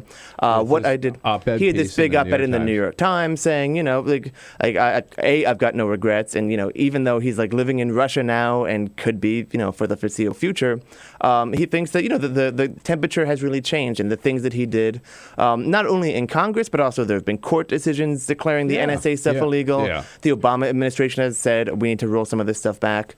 He's certainly had a huge impact, but he's still stuck thousands of miles away. He's still a criminal in the eyes of the government right now. So there's no effort to erect a monument to him on the National Mall, or I mean, people are trying. There was this thing. Even just let him come home, right? Yeah, I mean, there have been people trying. I mean, there's kind of both activists in New York a couple months ago put up this statue to Edward Snowden that was quickly taken down. You might recall. And there was some negotiations between he's being represented by lawyers in the U.S., ACLU, and some other folks who have said they've had conversations with the Justice Department in the past about some leniency and kind of bringing him back home, but. I mean, no, it seems like right now that seems pretty unlikely. I mean, seems very few reasons that the Obama administration would want to do that right now. I mean, maybe things will change in the future. Maybe that there will become a point where there's just say, okay, I guess symbolic for Edward Snowden to say, I was wrong, I broke the law, whatever. Right. Depending on who you ask, that's either a huge miscarriage of justice when people like David Petraeus, who also was charged with leaking classified information to his mistress, Paula Broadwell, through the biographer, got essentially a slap on the wrist and a fine and no jail time, and just and Edward Snowden, meanwhile, is one for Espionage Act charges, which date back to World War I, and it's very I mean, you come back to it. severe. Look, he did break the law, but. Sure. There's such a thing also as prosecutorial discretion. Mm-hmm. They decided not to be the Wall Street thieves. They broke the law, right? Yeah, absolutely. I would argue that George Bush and Dick Cheney broke the law, but they didn't go after them either. So, well, we didn't resolve all the problems, but we got pretty close. Hey, Julian, great to see you. Thanks so much. Guys. Check it out, thehill.com. Parting shot coming up next.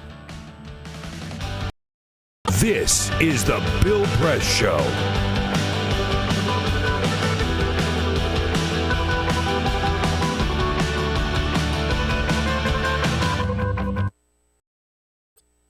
It is possible to read the history of this country as one long struggle to extend the liberties established in our Constitution to everyone in America.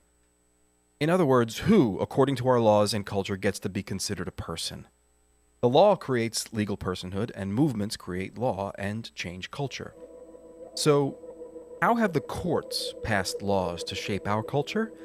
That history goes way back before Citizens United. 1819, Dartmouth College versus Woodward, Supreme Court case, turned a corporate charter from a government-granted charter to a contract.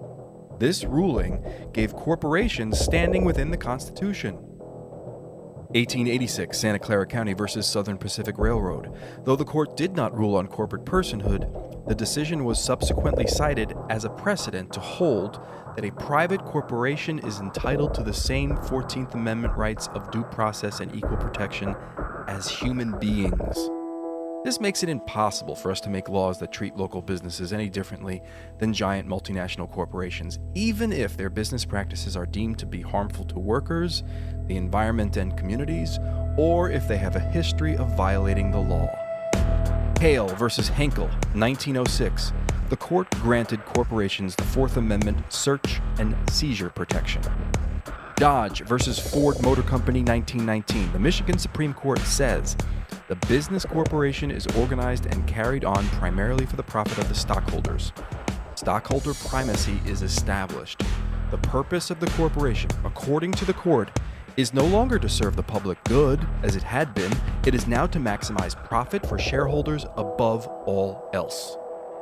Pennsylvania Coal Company versus Mahon, 1922.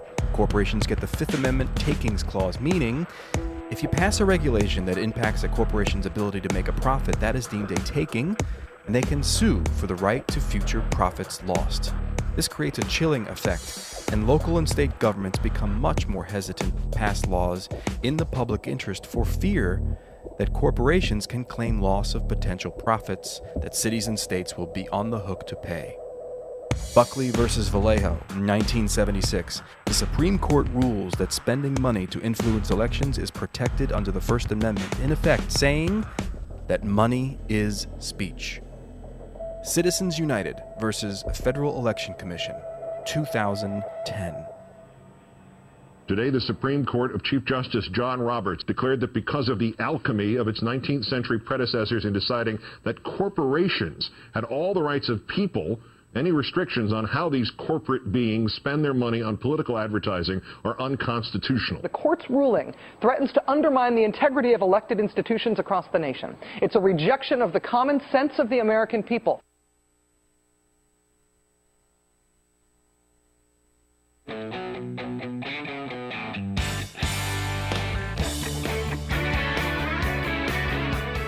The Parting Shot with Bill Press. This is the Bill Press Show.